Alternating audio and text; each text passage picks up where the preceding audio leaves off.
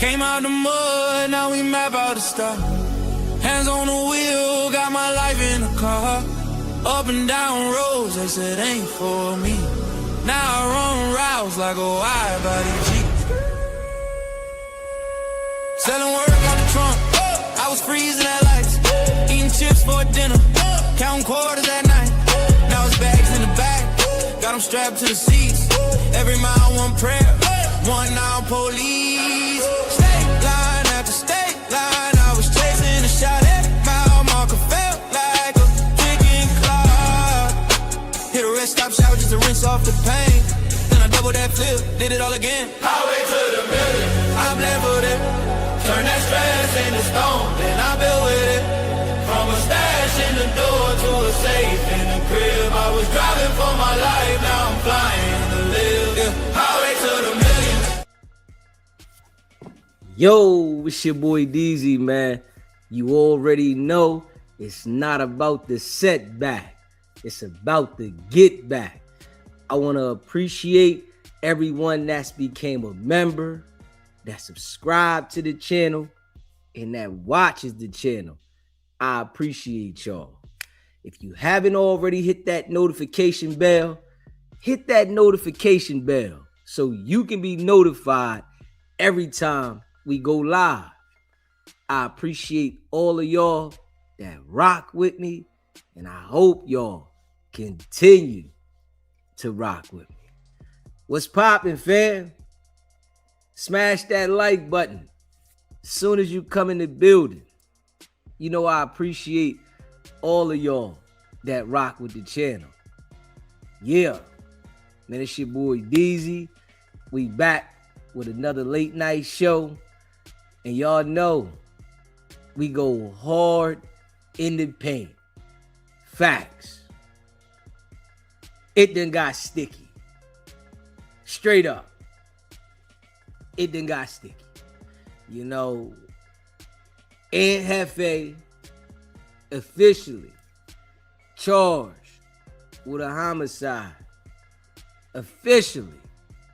And, you know, repping his set.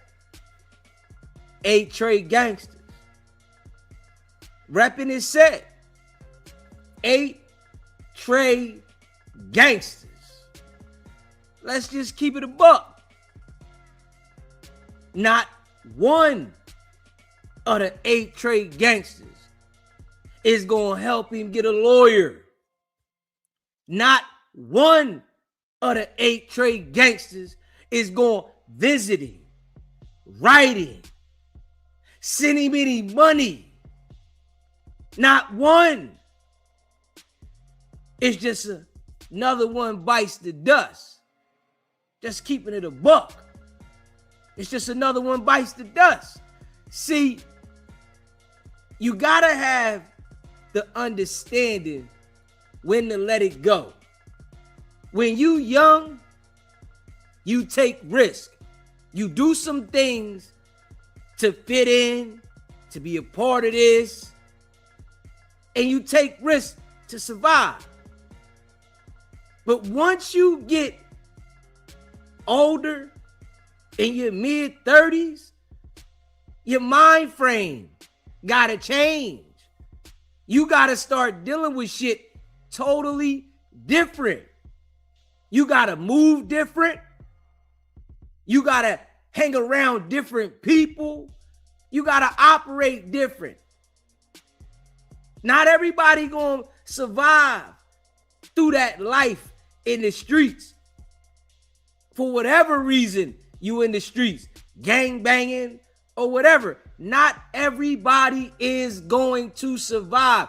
Majority of the people are gonna fall victim.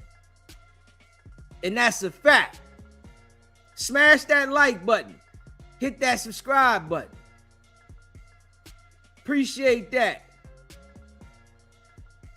Appreciate you renewing the membership, bro. Not everybody's gonna survive through the streets. Aunt Hefe, you know what he was doing. He was getting lit all the time. Smoking, drinking, lean, all the above. All the above. Nigga getting lit. Late night. Nigga's stomach start growling. And you know he was heavy. Nigga was 260. Straight up. That nigga had to eat. 260. Late night. Stomach growling. Nigga get hungry. Want to go out and grab something to eat. Right? He already know how it is around his way because he from around the area. He know how it is. You got to be mindful. He go out there late night and run across somebody that want to rep they set. This what that gangbanging shit do.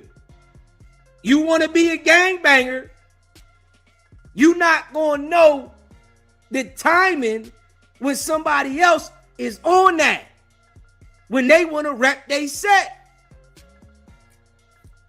Now you got to be on point. You got to, defend yourself. You got to respond and rep your set. The boy said, where you from? What set you claim? Hefe got to respond, 8 trade gangsters. Now all you was doing was trying to go get something to eat. Nigga was hungry. Nigga wanted taco. You want to go out late night, 2 a.m. for a taco. Straight up. Huh? You want to go get a taco late night. You go out there for the taco late night, somebody on that. Now, you got to remember, right? We looking at this situation as a nigga trying to press Aunt Hefe, right? But what about all the times that Aunt Hefe was out there pressing niggas? Yo, what set you claim, nigga? What you on? See, this how the universe works. This why gangbanging will never pay off. Ever. It was those times that Aunt Hefe was out there with set you claim. When he was with his homies, they was on that. Now they want to press a nigga. Yo, where you from, homie? You see what happened, right? It was a time he didn't expect it. Now a nigga press him. Yo, what's up, homie? Where you from? Aunt Hefe. They say he tried to walk off, go back to the car. Get in the car, right? Now, my mind is why he went back to the car, because the thing was in the car. He ain't had a thing on him. He ain't get out and go stand in the taco line with the blick on him. He got the blick in the car, under the seat, holding down in the car. So when a nigga confront him with set you claim, he want to walk off now. Ah, man, 8 trade gangster. When you should have just got down, nigga. You should have got down. Win, lose, or draw, nigga. Squabble up, nigga. Straight up. You ask whack for the fade. Squabble up. If they jump on you, they jump on you. But you live to see another day. Your freedom is still there. See, this is why everybody don't deserve a ratchet. A hammer ain't for everybody. This just keeping it a buck. A hammer is not for everybody. Niggas be out here lit, on. And when they get that blick, they feel like they He-Man. Man, nigga, play with me, I'ma pop something. Nigga, go ahead and get down. Hey, go ahead and get down. Win, lose, or draw. Now, Hefe go back to the car. The ball still pressing him. They say Jefe popped the ball. Took off. Pew! Get up out of there. Now, we all know it's 2026. There's cameras everywhere. Everywhere. You ain't speeding off after you pop something and they can't track where the car went, license plate, and who car it was registered to. You're not doing that in 2026. You're not doing that.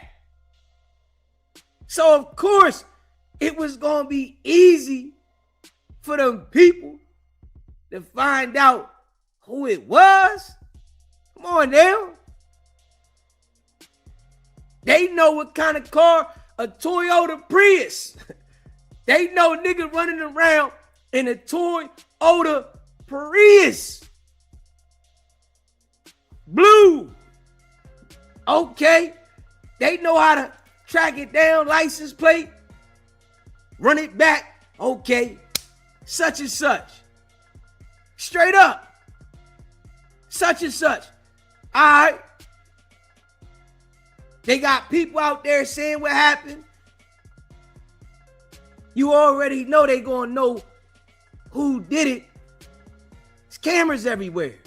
Nigga wasn't thinking. See, this what happened though when you smoking and you drinking and you out of your mind. You ain't paying attention. Hell no. Your thinking ain't right. You not using common sense.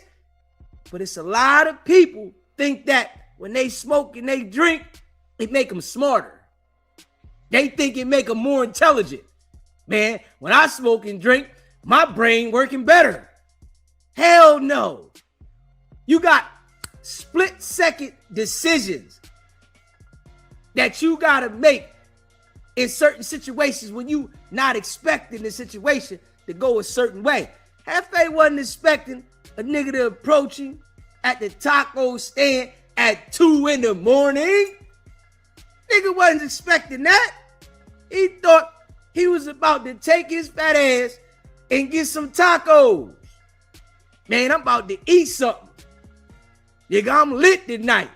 It's 2 in the morning. Nigga should have been in the crib making a sandwich or something. Hey, listen, when you reach a certain status, when you start being known, you gotta move differently. You can't move the same.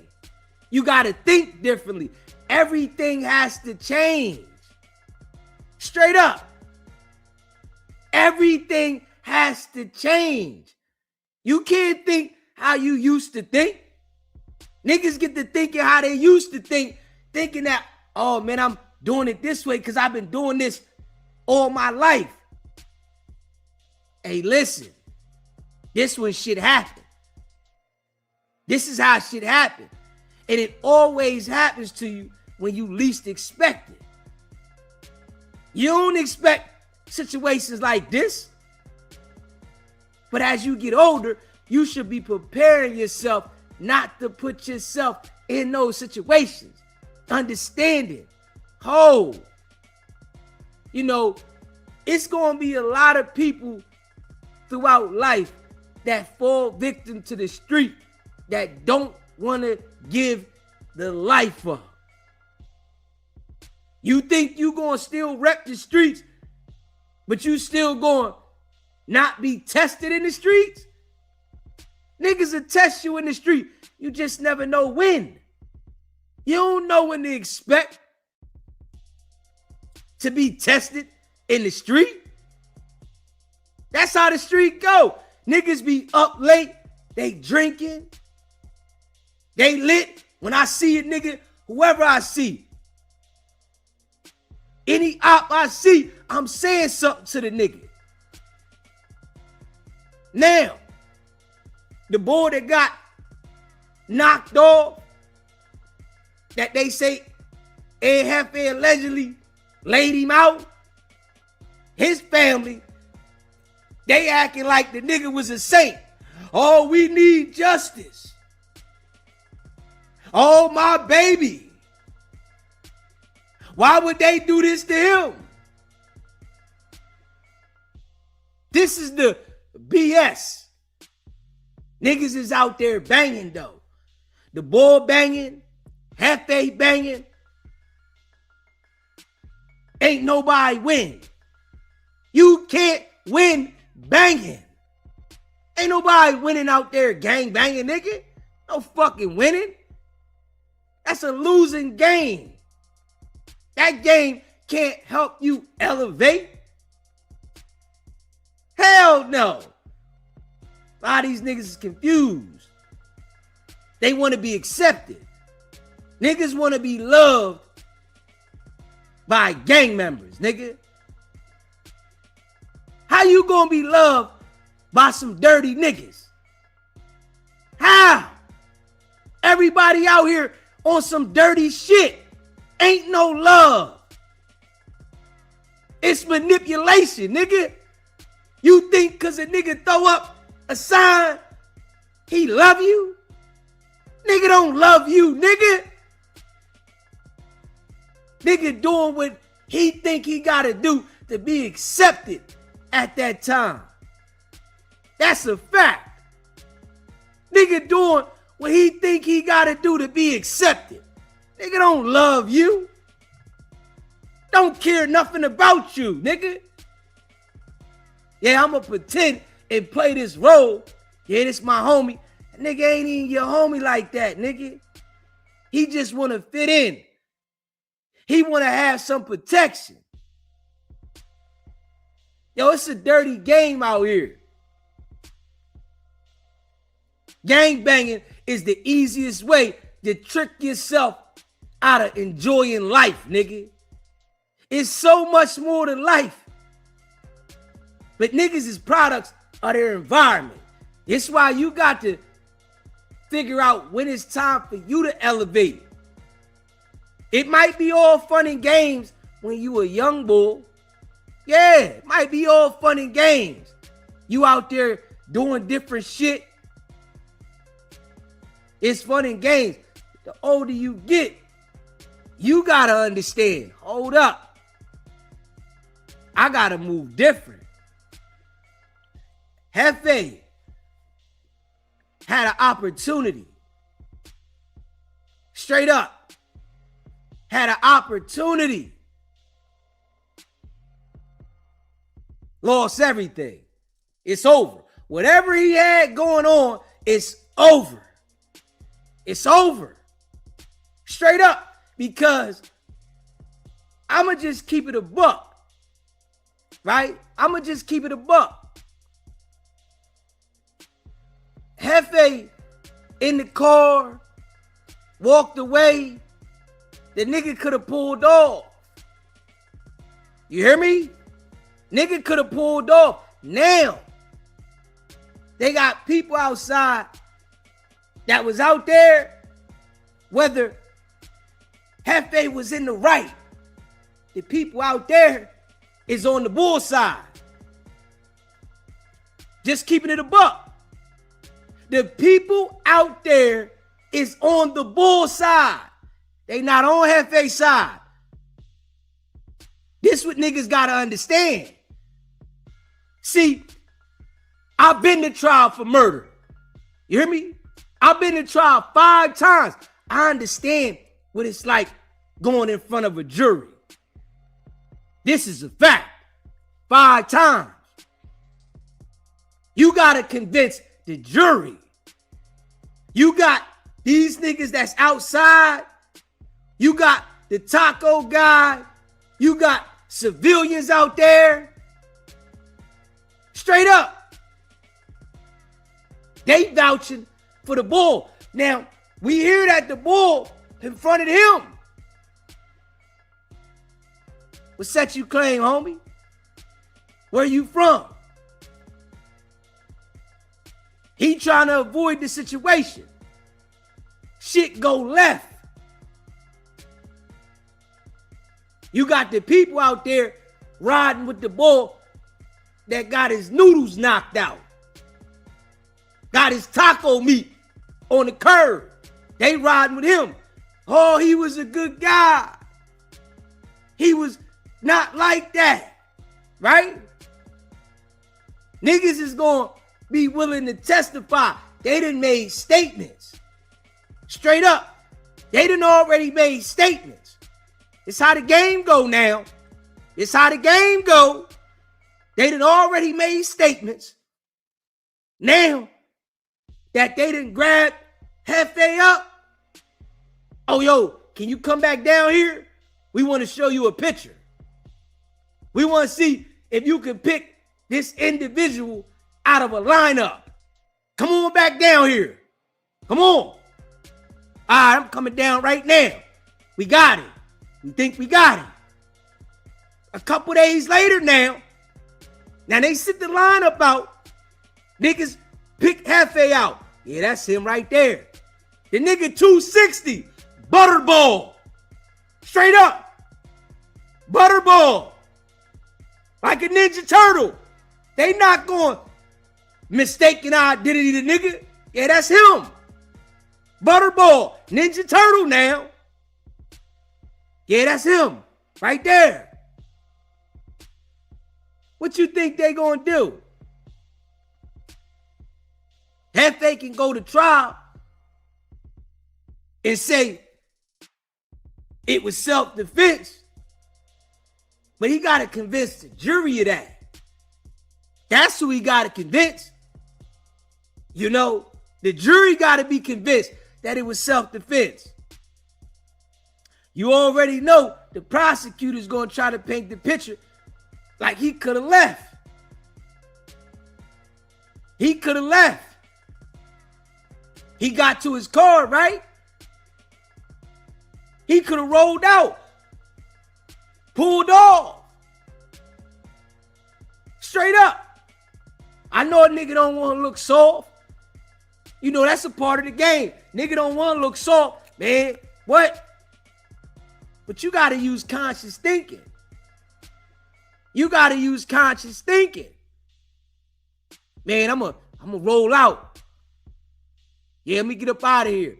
Or don't even go to that area. It's all good. You ain't a bitch if you gonna protect your freedom and your life. Hold up. That's most important. See, a lot of these people got the game messed up. They want to impress niggas that don't care about them. Yeah, I go anywhere I want. Yeah, when I go here, my chain out, ain't gonna do nothing to me. I got this, I got that. Niggas know ho, ho, ho, right? A lot of niggas, instead of knowing how to operate. Now, I ain't gonna go there. I know it might be fishy there. You gotta play chess in the game of life. You gotta play that shit. You get comfortable and think shit sweet. You ain't gotta be the one to lose your life. You could be the one that takes somebody's life. Bah! Then that's it for you. Now you sitting down fighting a homicide. Lose everything you got. Everything you worked for, whatever you tried to build up, it's gone. Baby girl out here, she need attention. She can't pay the bills. She was dependent on what you had going on to help her. Everything you got and tried to work for, you're going to lose it. Hey, listen, you really got to pay attention. As you elevate in life, you have to pay attention. You don't pay attention, this what happened. We all know Jefe was lit at 2 in the morning going to the taco stand. We know that. Nigga, that nigga wasn't sober. You ain't never seen the nigga sober. Nigga high all the damn time. You knew he wasn't sober. Nigga got lit going to the taco stand. You ain't thinking right. You ain't expecting a nigga to try you. Then a nigga try you. Bingo bango. It's trouble. Smash that like button. Hit that subscribe button. Shout out to all y'all that be rocking with the channel. You hear me? Shit gets sticky. Just keeping it a buck. You got to be mindful out here now. Smash that like button. Hit that subscribe button. The LAPD says there was an argument just before the gunfire, and it all unfolded just steps away from a busy taco stand. NBC4's Camila Rambaldi joins us live from the LAPD headquarters after talking with witnesses. Camila. Hi, Jonathan and Kathy. Telemundo 52 spoke with the brother of the man who was killed. I also spoke with one man who was working at the taco stand last night. He told me he heard about 7 to 8 gunshots. Let's go ahead and get you to some video from earlier. In this clip, you can see several bullet holes in a fence near the stand.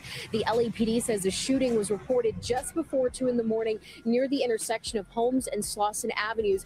As you mentioned earlier, there are a number of businesses in the area. Police say a man walked toward a car and there was some sort of an argument. Police say the man was then shot and the shooter took off in a car. It is unclear at this point what led up to the argument. The family of the man who was killed has identified him as 30-year-old Deshaun Coleman. They shared a photo of him with our team. Here was more from his family and reaction from a man who was working at the taco stand. We don't know nothing. All we know, we need justice. He was a good person, a loving person. He took care of everybody. We hear some people yelling, like yelling bad words, start fighting. Did you hear the gunshots? Yeah, I hear the gunshots. I hear like 7 gunshots, and that scares me. I didn't move. I was frozen, like. No, zero nerves. I didn't know what to do. I didn't know if to run or to stay. Jordan Guzman told me he has been working at the taco stand for several months and that this was the first time he has seen a shooting in the area. Again, at this hour, police are still looking for the shooter and they do not yet have a description of the suspect's car. Anyone with more information on this is asked to call the LAPD. Hey, yo. Hey, yo. It's people out there. They want to act like he was a good kid.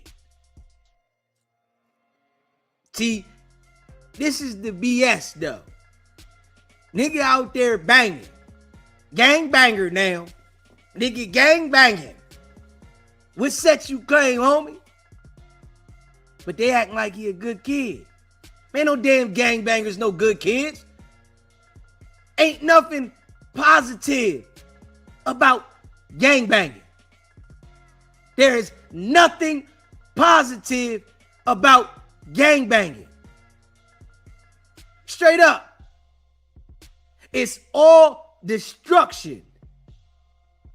They say he's a good kid. Yeah. See, it's all fun and games until somebody lose their life. It's all fun and games.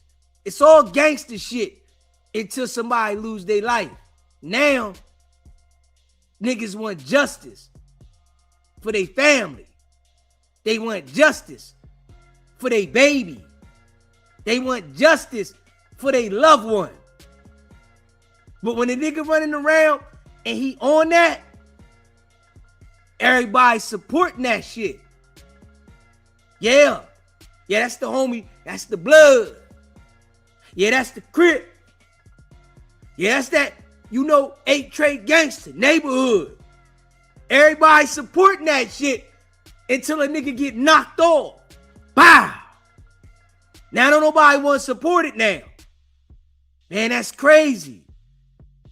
They done took my homie life on the dead homies. That shit don't even make no sense. Just keeping it real. The older you get, you gotta wake up. A lot of these niggas never wake up. Niggas be old as hell, still doing the same shit. Acting like you gonna get a different result. Nigga, you don't wanna live this life? You only get one, nigga. Ain't no restart. Ain't no, can I get an extra credit, nigga? Ain't no extra credits in this shit. You get one ride. Niggas better smarten up. Straight up. The boy lost his life. Now, Jefe fighting for his freedom. All because they repping the set. It's all because they repping the set. Now, niggas from the set ain't gonna get no money up to bury the boy. Niggas from the set ain't gonna do nothing for Jefe while he locked up. Just being real. But it's all about the set. Everything is about the set. That shit don't even make no sense.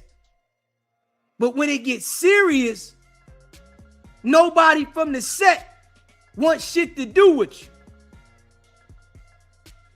When it gets serious, nobody from the set want nothing to do with you. It's the mentality, man. It's the mind frame. This is the mind frame of the people. We so drawn into this negative way of life, nigga can't even understand how it's keeping us in the basement. We drawn to this way of life, but it's keeping us in the basement. Nigga don't see it. Straight up. Nigga don't see it. I'm just being real. Jefe went to the damn taco stand.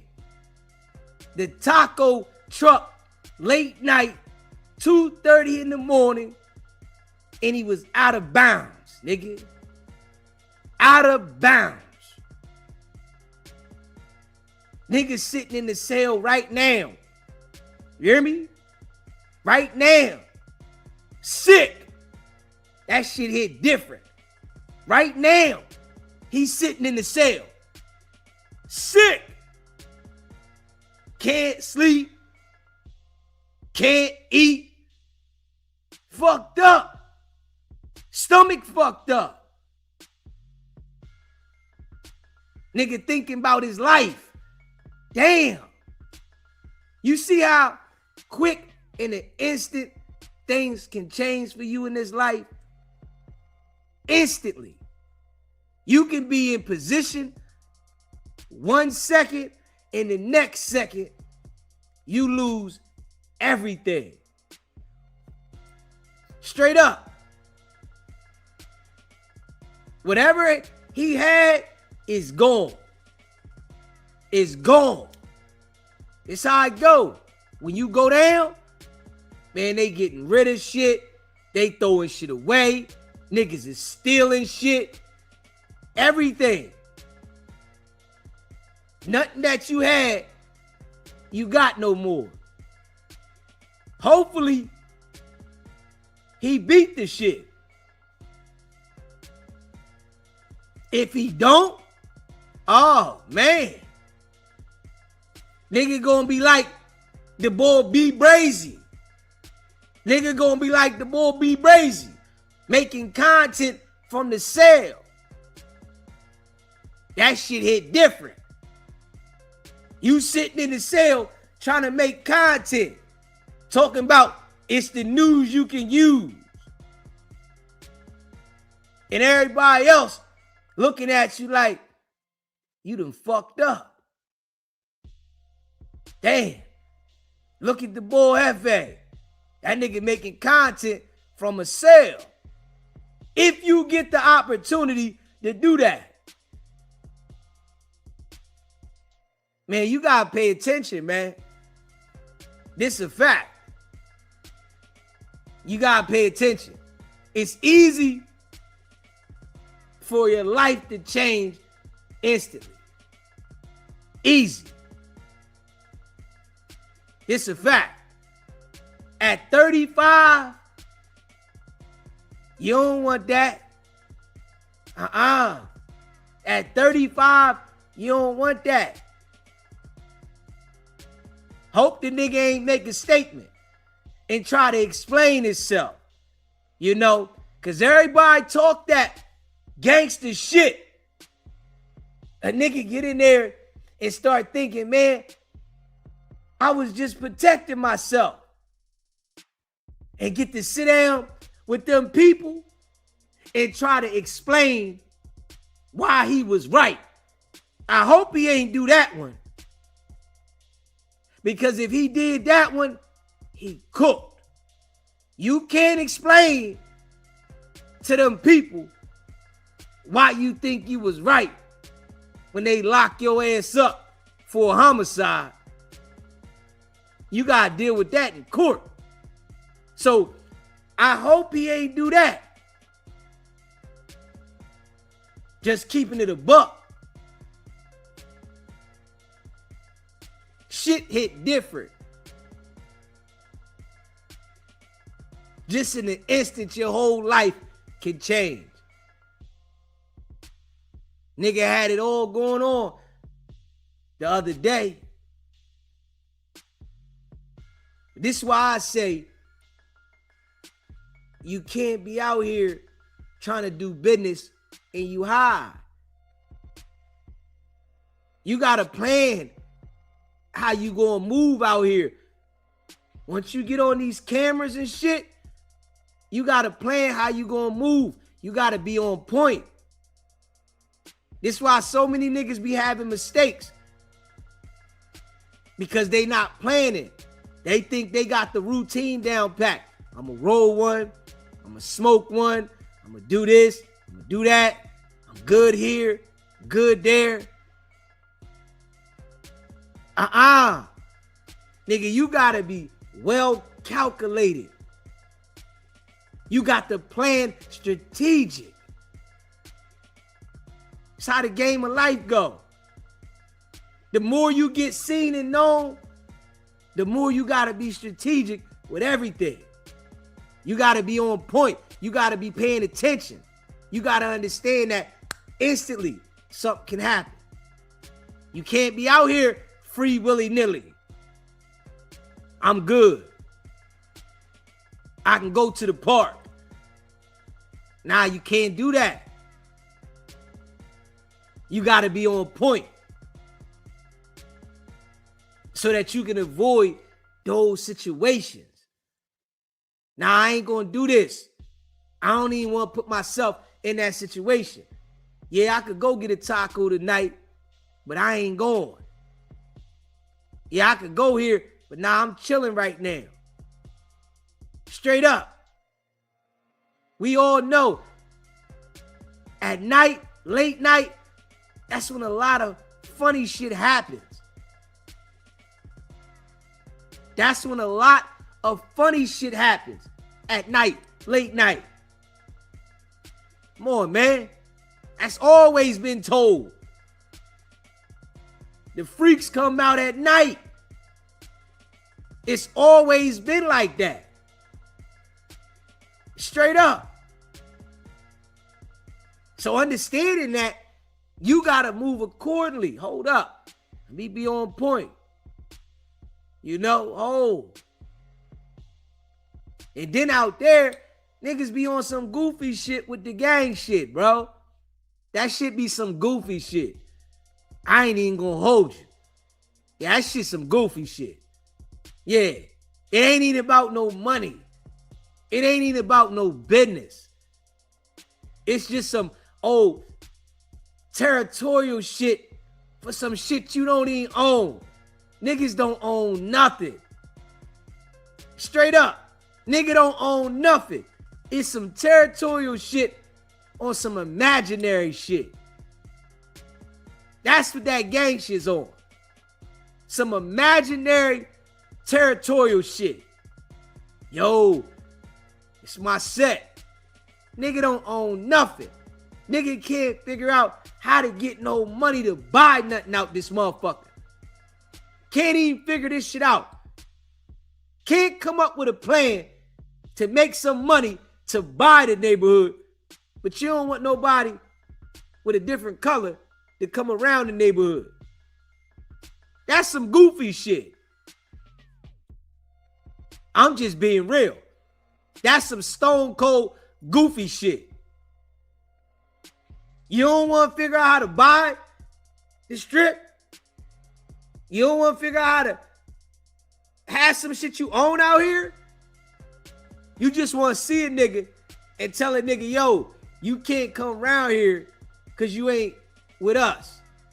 Man, that's some certified goofy shit. Certified. I'm just being real. No, I wouldn't want to be around no shit like that. For what? That shit ain't making me no money. That shit ain't making me no money, or it ain't getting me no pussy. Hold up. That shit ain't making me no money or get me no pussy. And I'm going to be sitting here telling you what you shouldn't be coming around here for. Come on, man. I'm just keeping it a buck. Yeah. Nah, I would never want to be around that shit. Ever. Nah, for what? I'm be around some niggas. Come on, man. Some niggas? Yeah. That shit goofy to me. You know? Niggas gotta wake up and see that shit goofy. Especially when you get in a position where you making money and you well known. Niggas gotta start saying, hold up. Let me change this up, man. Yeah, I did this before. Of course, a lot of us done things. But goddamn, you gonna do the same shit forever? You gonna do the same shit that didn't get you nowhere for the last 20 years? For what? So you can be accepted? Nigga, shit. Yeah, some of them niggas, you know, that get the light, it's okay to move, nigga. Nigga want to say, oh, I'm still in my hood. It's all good until something happened in your hood. Now your family want justice. Or you fighting the case. It's all good till then. Like that shit, it just don't even make no sense to play with it. When you young, you kind of understand because a nigga don't know shit when they young. When you young, nigga don't know shit. They think they know everything. They don't know shit. That's why when them young boys call in here talking crazy, I mean, you don't even know shit. You don't know nothing. You know, it's a reason why they keep that shit in a certain environment in every state. They keep the BS in a certain environment in every state. If you noticed it, right? There's areas in every state in the world where they're not having that shit? Do people see that it's a reason why they let this shit go on in certain areas? You go to the other areas with it, they shut you down. They got these niggas making them feel like if they move this way, they all right. It's legal to do this. It's all right. Man, that's the manipulation shit.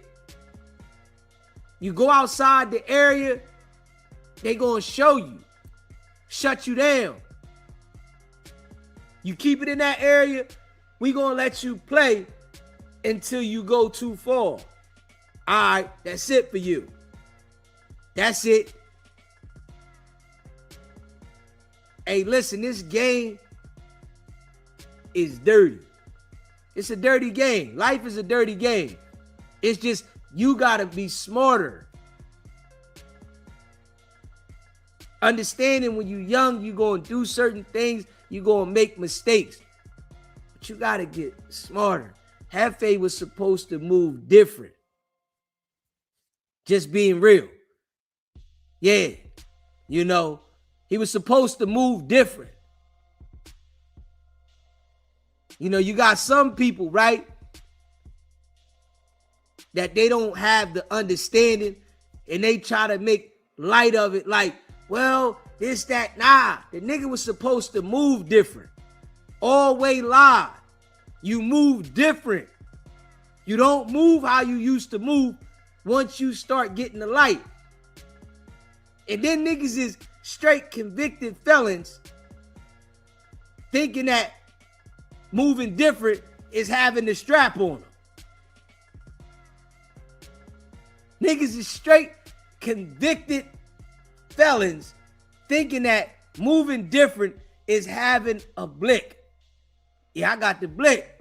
Nah, nigga, moving different is going to different spots, operating different, staying out of certain environments. And I'm just keeping it a buck. Straight up. You know, it's a certain way to survive in the street. Some niggas get complacent, they get comfortable, and they think, I'm good. Man, it's okay to say, man, I ain't going here. I ain't going there. It's okay to say that. It's okay. That shit don't make you a bitch. That make you cautious. That give you an extension of life and freedom. Just being real. Smoking and drinking, man, throw your whole balance off. And you think you balanced. Jefe should have stayed in the crib that night. You hear me? Yeah. Then he come to the internet looking all googly-eyed after the situation. Looked like his soul left his body. Talking about he got some news you can use. Well, you done gave everybody some news they can use. Straight up. You done gave everybody news they can use.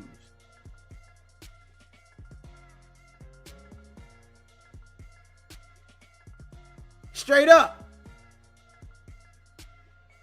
Hey, listen, the older you get, the smarter you gotta get.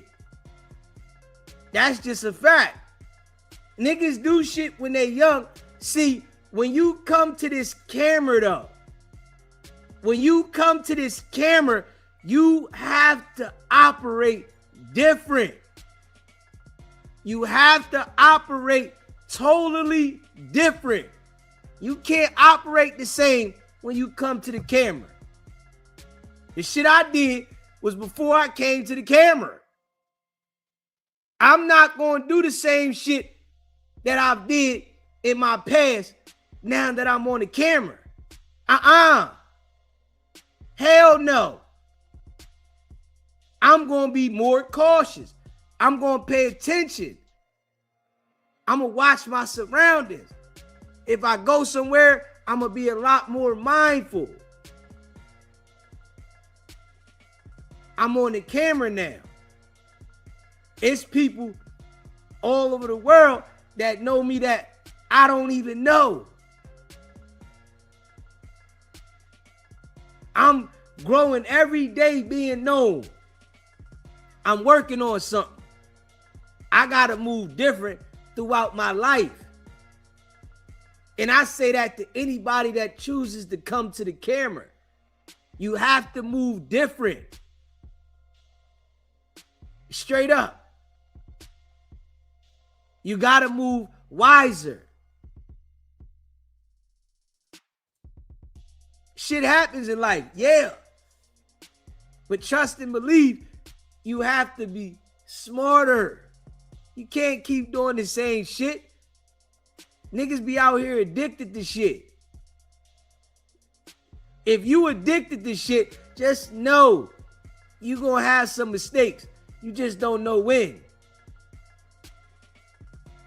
The shit that they design out here that be having niggas hooked and addicted, it's designed to mess with the mind. Anything that you do to alter the brain, you ain't functioning right. I don't care what it is, if it's legal or not. When you start altering the brain, you ain't functioning right. You're not going to know how to deal with certain situations. Certain situations going to pop up. Yeah. We know Jefe was lit, man. We know that. Everybody know Jefe was high as a kite out there. 2 in the morning, that nigga sit on no jumper. Every time he was on there getting lit. So you know at 2 in the morning, nigga hungry what he was doing. Nigga was high. Going out there to eat. Straight up. Just being real. Going out there to eat. You know that nigga was high. Shit hit different right now though. I guarantee you that nigga wish he ain't go get no damn tacos. I guarantee you that. I can bet anything on that. That nigga wish he didn't get no damn taco. Now I'm good tonight. Fuck that. That nigga probably wish he went to bed hungry. Oh yeah. That nigga probably wish he laid down and was like, I'm good. I'll eat later. You better know that. Just keeping it a buck. I guarantee you that. That's what the nigga in the cell saying right now. Man, I wish I went to bed hungry. Fuck them tacos. Damn. Damn. Nigga be in there trying to justify this shit to themselves. Man, that nigga played with me though, man. That nigga played with me, man.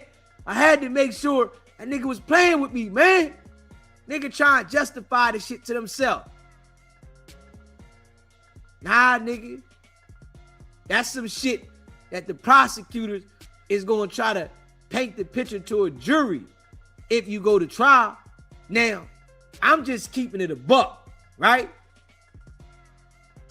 A lot of these niggas is scared to go to trial. A lot of them.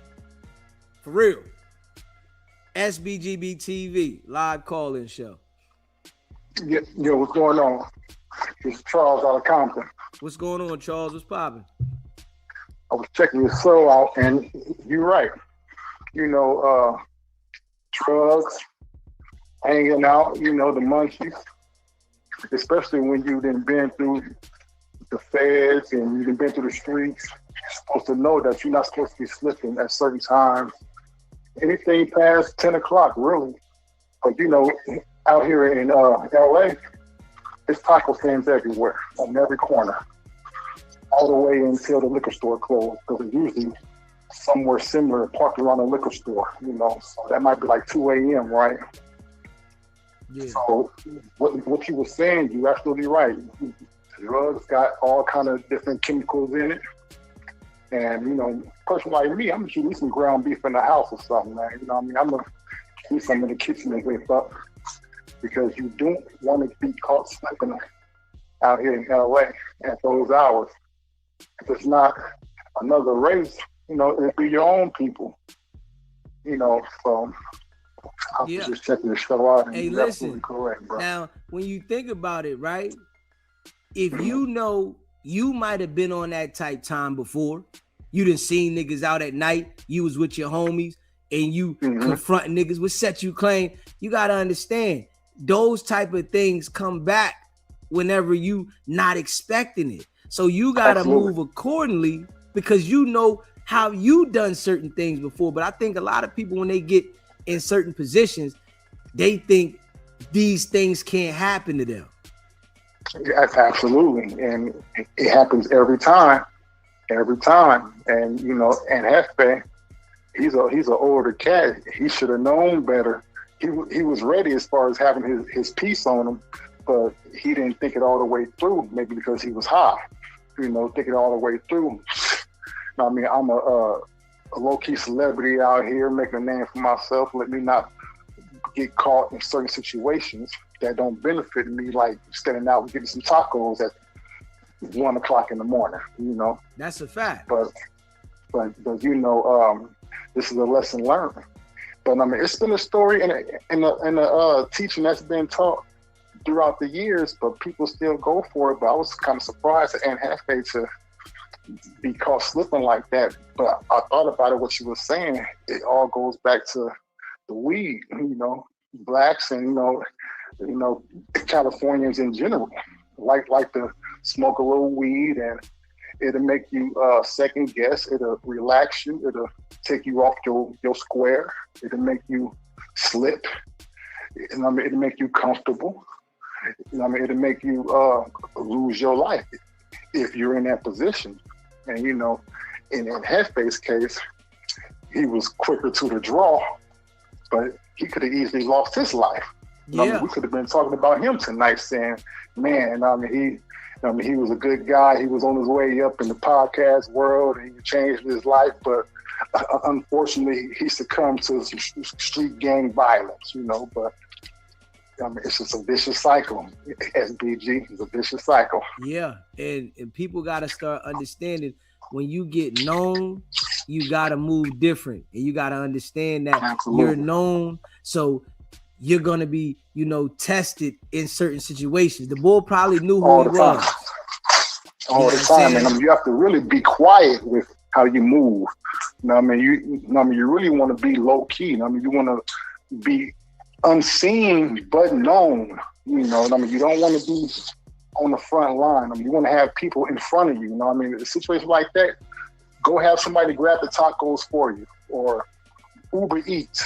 Why are you out, by your lonesome like that, That's a fact. Yeah, but a great show. I haven't called in for a minute, but I see you still staying on all the topics. But you doing your thing. Most definitely. We ain't playing no games every night. We here. That's right, brother. That's right. Much love, man. You have a good night, bro. Keep it up. I appreciate you calling in, my brother. Yes, sir. Later. Smash that like button. Hit that subscribe button. Y'all can let me know how y'all feel about this. Do you feel, Aunt Hefe was in the right? Do you feel he should have moved different? Y'all can let me know, because I got my opinion and y'all got yours too. I just see it. He should have moved different. All way. All way. Because of what position you were in.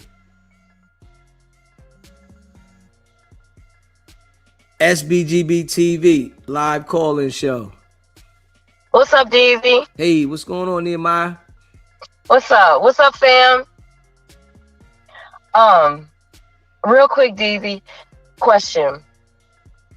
Remember when Adam 22 was up there on his show with the Munchie B and Aunt Hefe, and Wack called in, and I think he was beefing with Munchie B, going back and forth, but he made a statement. He said, yeah, and one of y'all up there better be careful because I got paperwork on you too. Yeah, I remember that. And then Jefe was one of the ones at the table. And when you do process of elimination, Jefe was the only one Wack could have been talking about. Okay.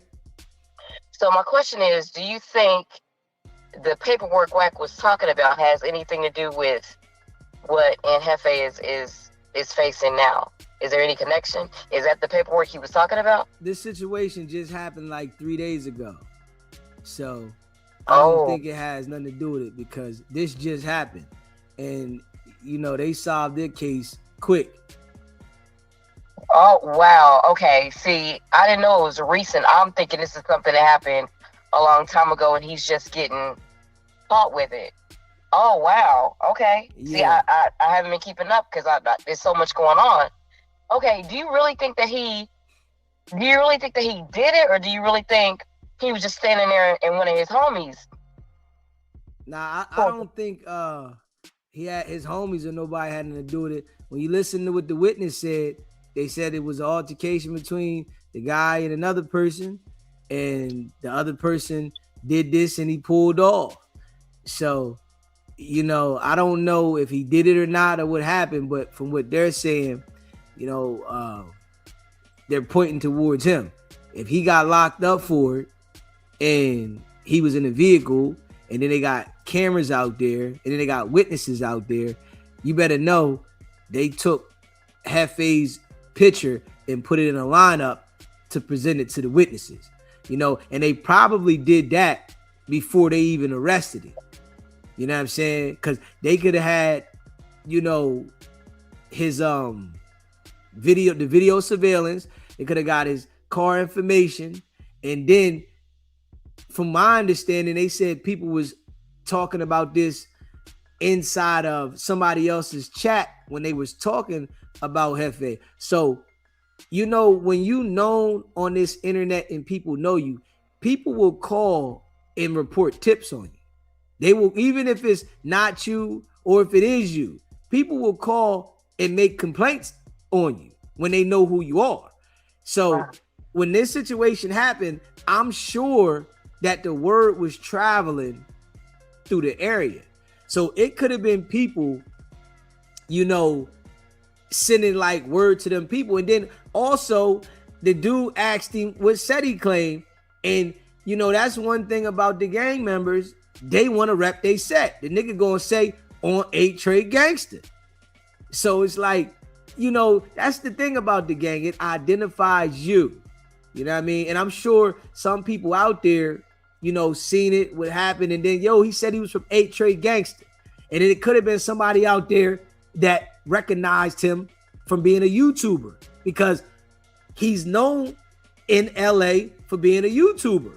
So, you know, this shit, when you get on this camera, you got to move different and operate differently because, you know, you're under a microscope with everything. Mm-hmm. Yeah. So, but this is what I find so, I don't know, this is what's riddling me about this whole situation. How come I'm questioning whether or not he actually did this? You got this whole platform. You're on Adam 22. Like Adam or hate Adam, Adam still has a major platform to where if you get up there, the whole world's gonna see you. And you can do whatever you want to with that attention, with that clout. So not only Adam 22, he has his own show. I'm pretty sure getting paid, getting exposure, getting attention. I just find it really odd that he would be that dumb to do something that's stupid. Yeah, that's what happens when you want to be a gang member and a podcaster. You got to still stand on the business. That's what I'm questioning. Is he the one that really did it? I mean, I can't, in my mind, I can't fathom the thought of risking all of that clout you have, all of that, and all of what you got going on. You're gonna just throw all that away. It happens like that all the time, baby. All the time. People be in position and they don't pay attention. They out here smoking. They out here drinking. When they smoking and drinking, baby, they not thinking. So it happens all the time. That's why when you get a certain position in life, you got to let some things go. You know, when you got habits, those usually be your downfalls. And you put yourself in a situation that you don't expect because your habit is in front of you. The only sense of this I can make is I don't watch Adam 22. The only time I watch Adam is when you're reacting to him and when you're playing his clips. The clips that you play when Jefe is up there, he's definitely on something. His eyes is all rolled back. He's all swaying back and forth. He's definitely on something. So the only sense I can make of this is he had to be lit this particular night. He had to be like out of his mind to do something this stupid. Yeah, he definitely was lit. He was at the taco truck at 2 a.m. You know, anybody going outside at 2 o'clock in the morning to get something to eat, you gotta be high. Unless you know, sometimes you have concerts or like clubs and then they let out and then you're just hungry and you hit up a food truck, you know. Yeah, but he smoke and drink all the time, baby. That's for people that might not be smoking and drinking. All he do is smoke, drink, he sip lean, he do all that kind of shit. So, of course, at 2 a.m. at the taco truck, he was feeling good. This is crazy. This is crazy. So basically, you just got lit and just risked your whole career, basically. Yeah, it's over, baby. Unless he wasn't the one that actually pulled the trigger. That's the only thing that's going to save him, is if it was just by association. Yeah, but if he's in the car, baby, you know, which I think he was the one, but if he was in the car with somebody and they pull off, baby, you pull the trigger, regardless if you didn't pull the trigger.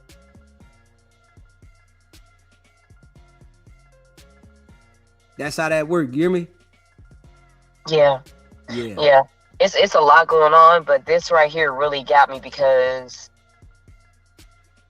you basically had the world in your hands and could have did whatever you wanted to do with this. You know what I mean? Once you get that type of platform, you can move any direction you want to, good, bad, dark, light.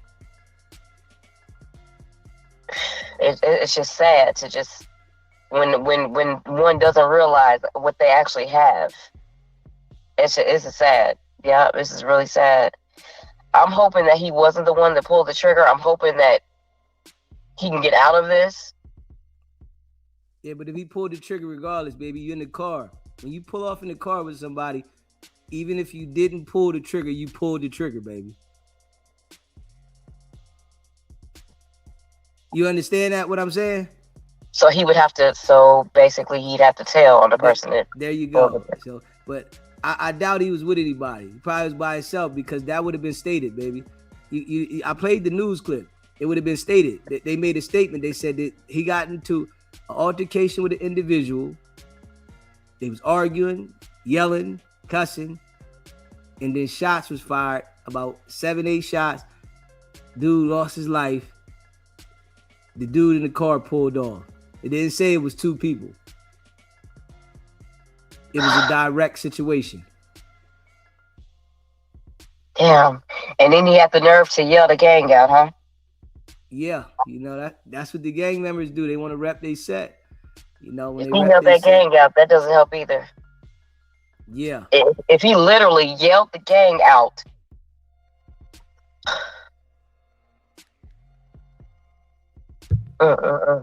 Yeah, it's bad, baby. You know, we definitely gonna stay on it, and whatever updates we get on it, we gonna put it out there though.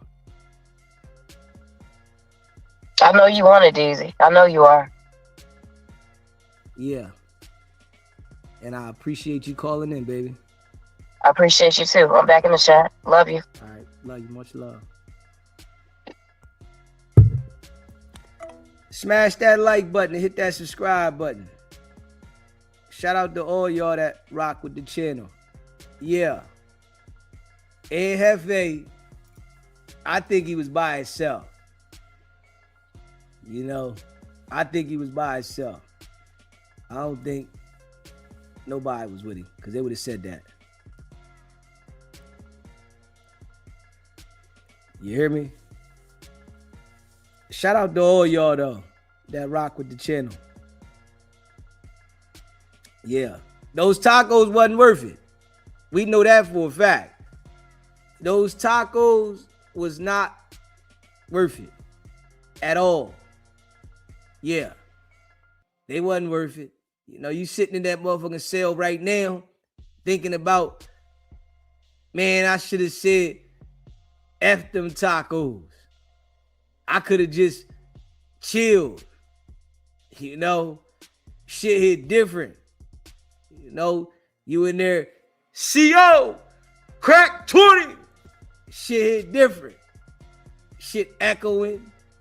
You know, your celly in there farting, pissing, shitting. That shit hit different. You know, nigga in there going through it. Oh, man. And if he was hooked on that lean, oh, that nigga in there having withdrawals. Straight up. If he was hooked on that lean, that nigga in there having straight withdrawals. Shit hit different. You know, system breaking down. Because you become a dependent of anything you addicted to. Body be needing that shit. Your body don't act right when you ain't got it. Stomach hurting. You sick. You know, that lean is another form of dope. That shit had you messed up. In there sick. You hear me? Straight up. That shit had you sick. Nigga be in there going through it. SBGB TV, live call-in show. Yo, what's up? What's up, SP? Hey, this too long, man. I was in the chat, bro. What's going on with you, bro? Hey, nah, you know what? Like, all right, I'm in LA right now, bro. Like, I'm born and raised out here, bro. And, like, this ant situation, homie, it sounds stupid, bro, but, like, this is what we've been dealing with since the 60s, homie. And it's sad, but, like, this is a part of life out here. That's what people that's not from here, bro, like, it's hard to understand and comprehend, bro. But it's just that simple out here, bro. Like we could walk to the store right now, and you know, across the street it's hoods that's beefing. So it's a battlefield out here, bro. And you really gotta be out here to understand the layout of this shit, man. This shit ain't, bro. It can happen to anybody. Like, I don't even bang, but I'm born and raised here, bro. But I done had to do, like, just growing up out here is different, y'all. Like, real talk.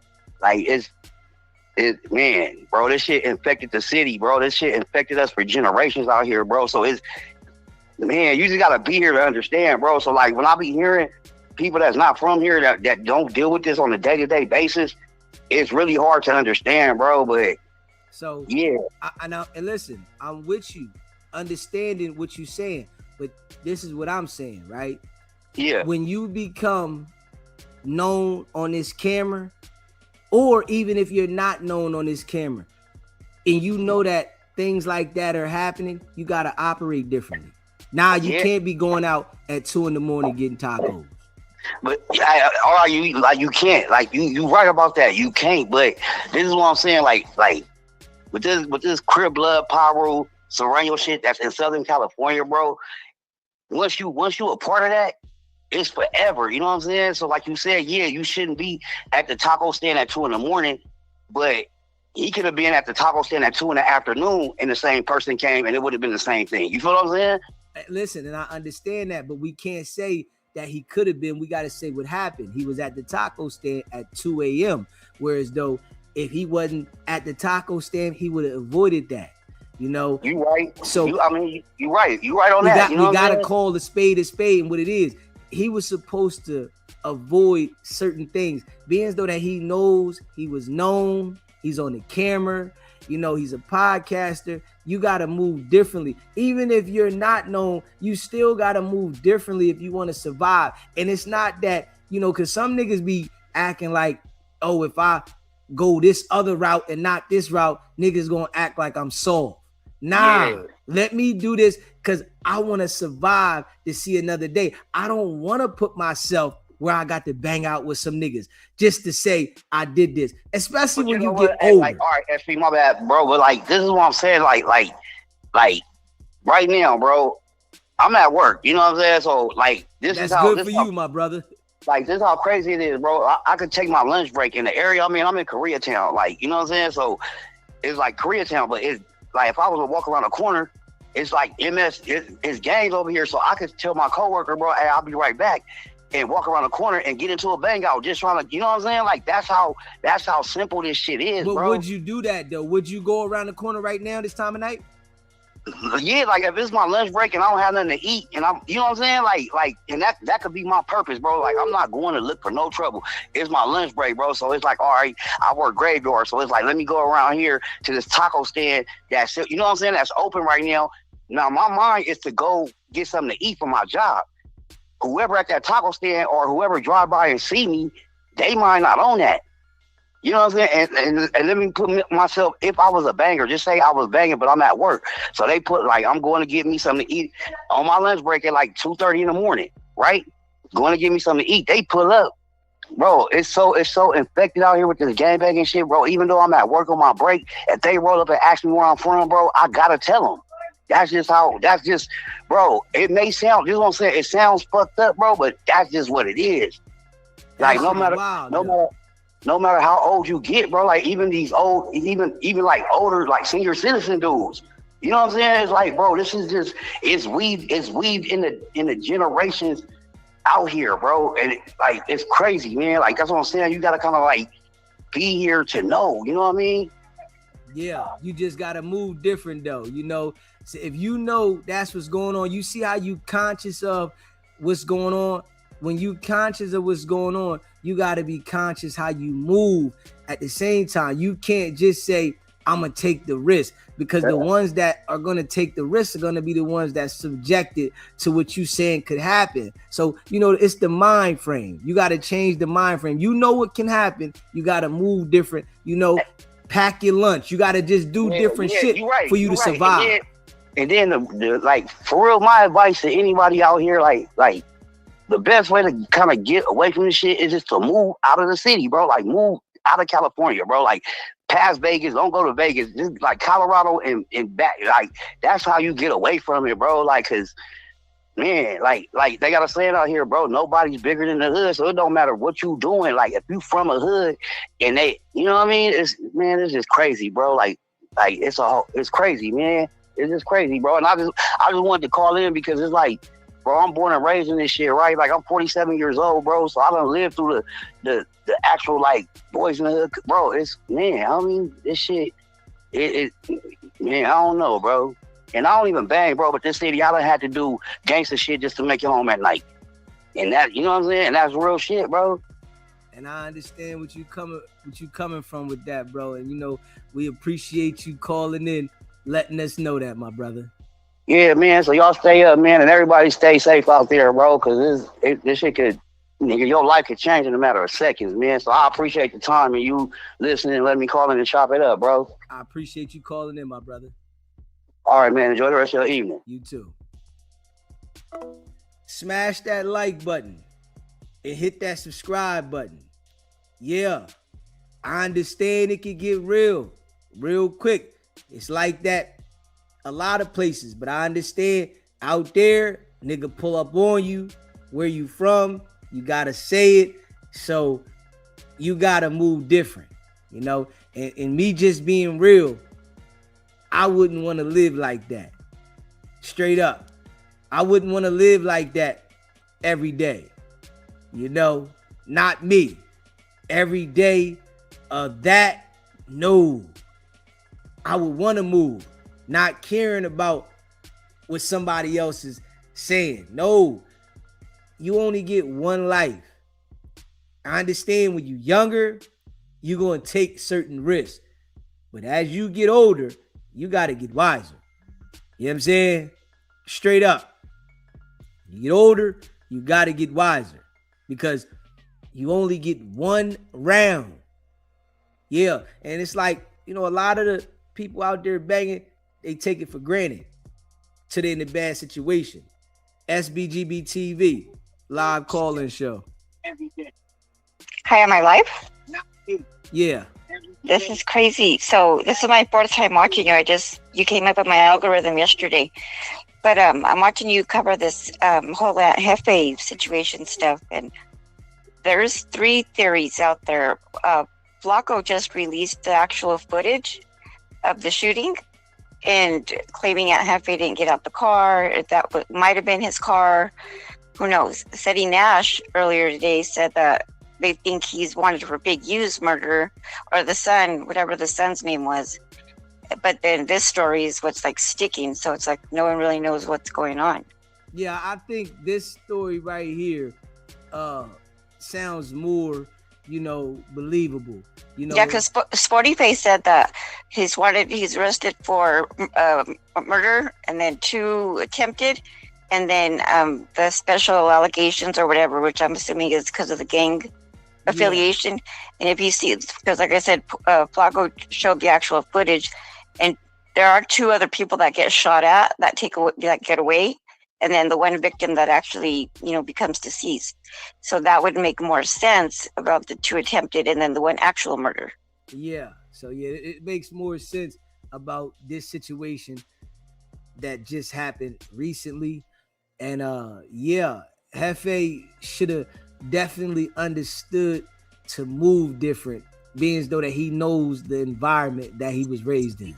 Yeah, your message in the beginning of your podcast, the one that's on right now, is just so powerful. I mean, there's more people that need to hear what you said earlier. I mean, it's exactly what it is. If you're somebody in the spotlight on the cameras, like you said, you have to change your whole life, everything, your movement.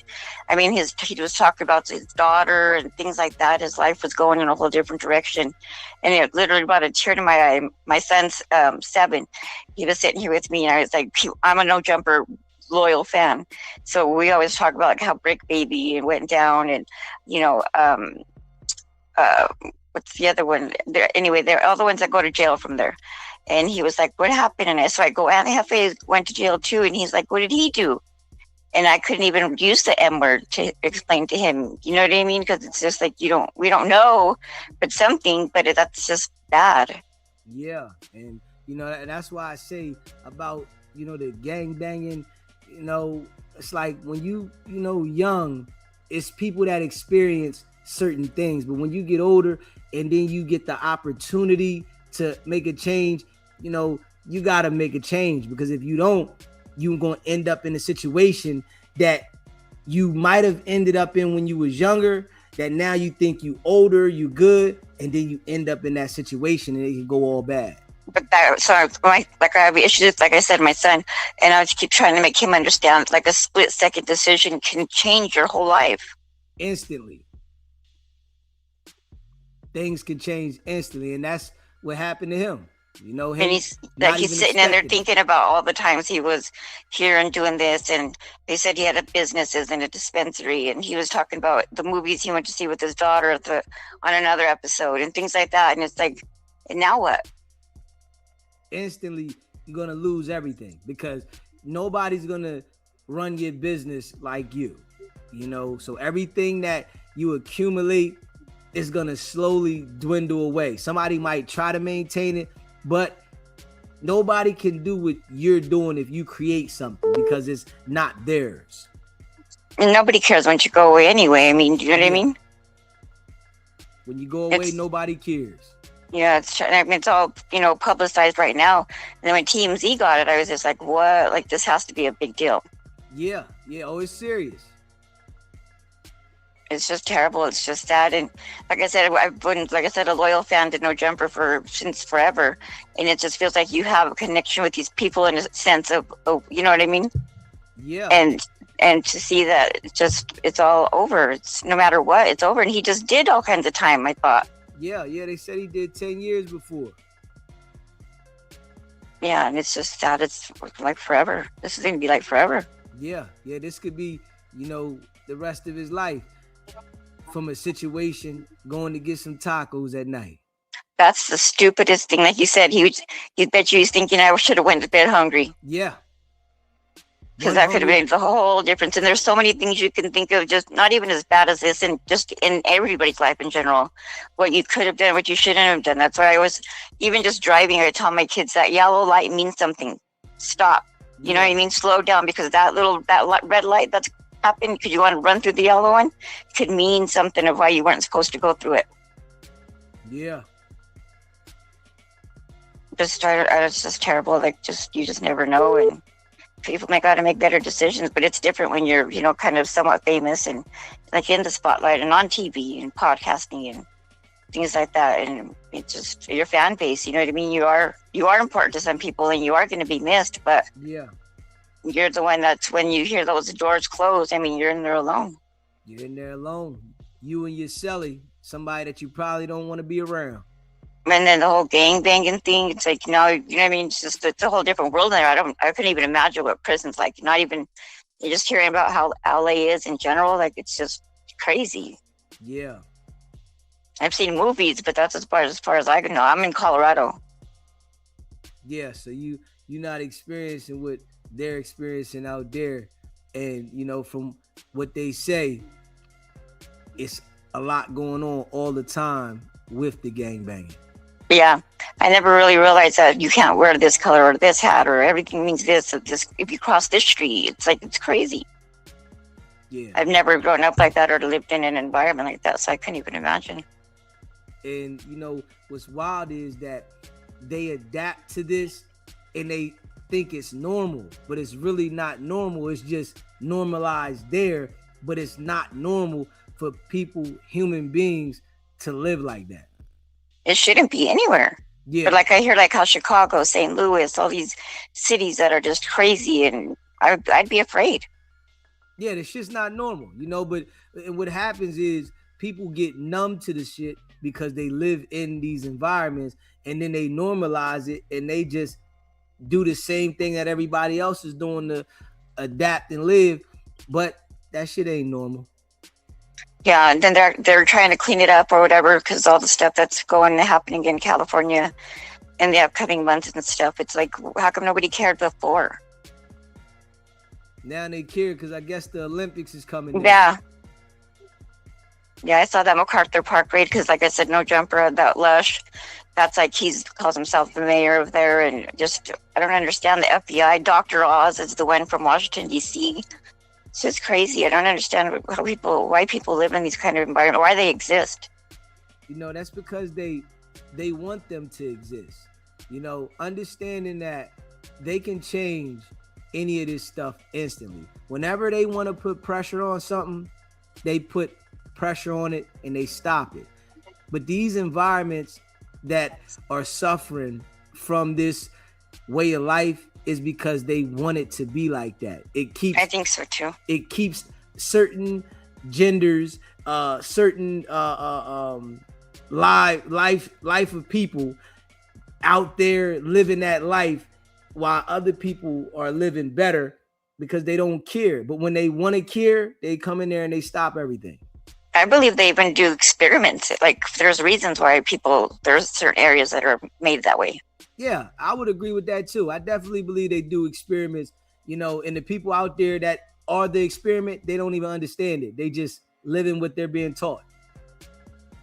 And then sometimes it's just so hard and they're down and out, or their lives are, not to use the word pathetic, but in a sense, I mean, what else do you do? Yeah. Wild, ain't it? I appreciate you calling in, though. Yeah, thank you. Thank you. I hope you subscribe to the channel. Thanks. Oh, I did. Thank you. Bye-bye. Smash that like button and hit that subscribe button. Shout out to all y'all that rock with the channel. I appreciate all of y'all. Yeah. It's rough. SBGB TV live call-in show. Say again? SBGB TV. It's a live call-in show. It is. How are you? I'm doing okay. How are you? I'm well. This is grateful. How are you? How are you doing? I'm well, handsome. Okay, thank you. And you all, but I enjoy your show of promoting people to think. Did you hear what I said? You said you enjoyed the show of what? Are you promoting people to think? Of course I want people to think. Yes. And to get into their right mindset to then be able to be then globalized to understand that we're not falling for no more okie dokes. We sat here for too long to continue to fall for the okie dokes when it comes to the crime, when it comes to the disrespect, when it comes to the women, no men, however, transgender, however you take it. We're not falling for no more bullshit. Yeah, people got to wake up and understand, you only get one life. And we have multiples because we are we're a spectrum. We're a spect. So if you're a spect, I would like to think that people would want to hold themselves accountable enough to be righteousness in their spect of can I just be a good piece? Does that make sense? Okay. Just a little good piece. I just want to be a good piece. I don't want to be too long, no strong. I just want to be a good piece, and I'm gone. I appreciate you calling in. Yeah. Smash that like button and hit that subscribe button. Shout out to all y'all that rock with the channel. You got to be mindful. You got to be mindful putting yourself in certain situations, understanding, it's okay to do something different so that you can be able to continue your journey. It's okay, but, and I understand that, the lifestyle, so many people are caught up in it, but you got to find a way to move different, especially when you're in front of the camera, and people that's not in front of the camera, you should still want better for yourself. It ain't about, I left the hood and I was scared of the hood. Hey, listen, we shouldn't be normalizing destruction though. When you young, understanding you don't know better. That's understanding. When you young, we understand you don't know better, so you make certain decisions, you follow the people that are teaching you certain things. But as you grow, you should normalize destruction when you get older. It's so many ways for people to make money, whereas though they don't have to destruct and destroy shit. Like, they put it out here. They really though, they gave a lot of people an advantage to do something different, but you still got to use your mind when you do something different, and me personally, I'm grateful. I'm grateful. So I try to tell others, I'm grateful to have the ability to do something different, to have a different mind state, So I got to use it accordingly and wisely. You know, you can't be out here thinking that you want to get lit all the time, and how you going to focus on stabilizing your life? If you getting lit all the time, you really escaping reality, you know, and that's a fact. You know, you might be all right with it, but the bottom line is you are escaping reality. That's what you're doing. You're trying to feel something because you're not all right with reality, you know? So, and it come from, you know, me understanding. I mean, because I've been on both ends. You know what I'm saying? No, I smoked before, I drunk before, but I've been delivered, you know, understanding like, oh, nah, I can still do all the same things without it. You know, I can enjoy life. I can have fun outside. I can hump without it, you know, because a lot of people think that they got to be lit to hump. They can't do it if they're not high or drunk, you know. So it's like understanding that you're living in reality and enjoy it while you're here, you know. But a lot of people, they be trying to escape it their whole existence. They got to be somewhere else out their mind, their whole existence of life, you know. Actually, a lot of shit pass you up. For real, for real. A lot of shit will pass you up. Yeah. But, you know, other people going through these certain things should be teaching others. Yeah. You know, I try to like talk about the shit I went through in life and certain things so that other people can see, listen, it's a brother that came from some shit, and you can see his mind frame is different. That really came from some shit, but the mind frame is different. So, you know, you can't expect, you know, others to change their mind frame exactly when you do, but to put it out there, it gives somebody something to think about. Hold up. All right. Okay. If bro did that shit, I can do it too. If she did it, I can do it too. You know what I'm saying? And, you know, that's the mind frame that we got to have, you know, but a lot of times you have to change people, places, and things. And it's okay. You know, some people might feel like, yo, you a sucker for changing and not coming around, but you still got to think about yourself. You know, you got to change people, places, and things in order for you to change your mind frame. You know, some people think that they're going to sit in the same environment and they're going to change the mind frame. That shit's not going to work like that, man. You stuck in that environment. If you come out your door and, you know, you used to seeing, you've been out here hustling and shit like that, and you keep coming out your door and you seeing people hustling and shit, if you get on hard times, you gonna revert back to what you used to do because this is what's right in front of you. Instead of, if you remove yourself from certain things, if you get on hard times, you gonna think, how can I do something that's legal and positive to keep me going? You know, like my mind frame with me, nothing can ever send me back into the streets. You know, under no circumstances. I've already let myself know personally, no matter what, if I had to go work for someone, I will. Straight up. I'm not going to go back to the streets for no reason. I don't care. It's like a nigga grateful that he made it through the streets. A lot of people don't make it through the streets. A lot of people do not make it out the streets because they trapped in the mind frame. They stuck.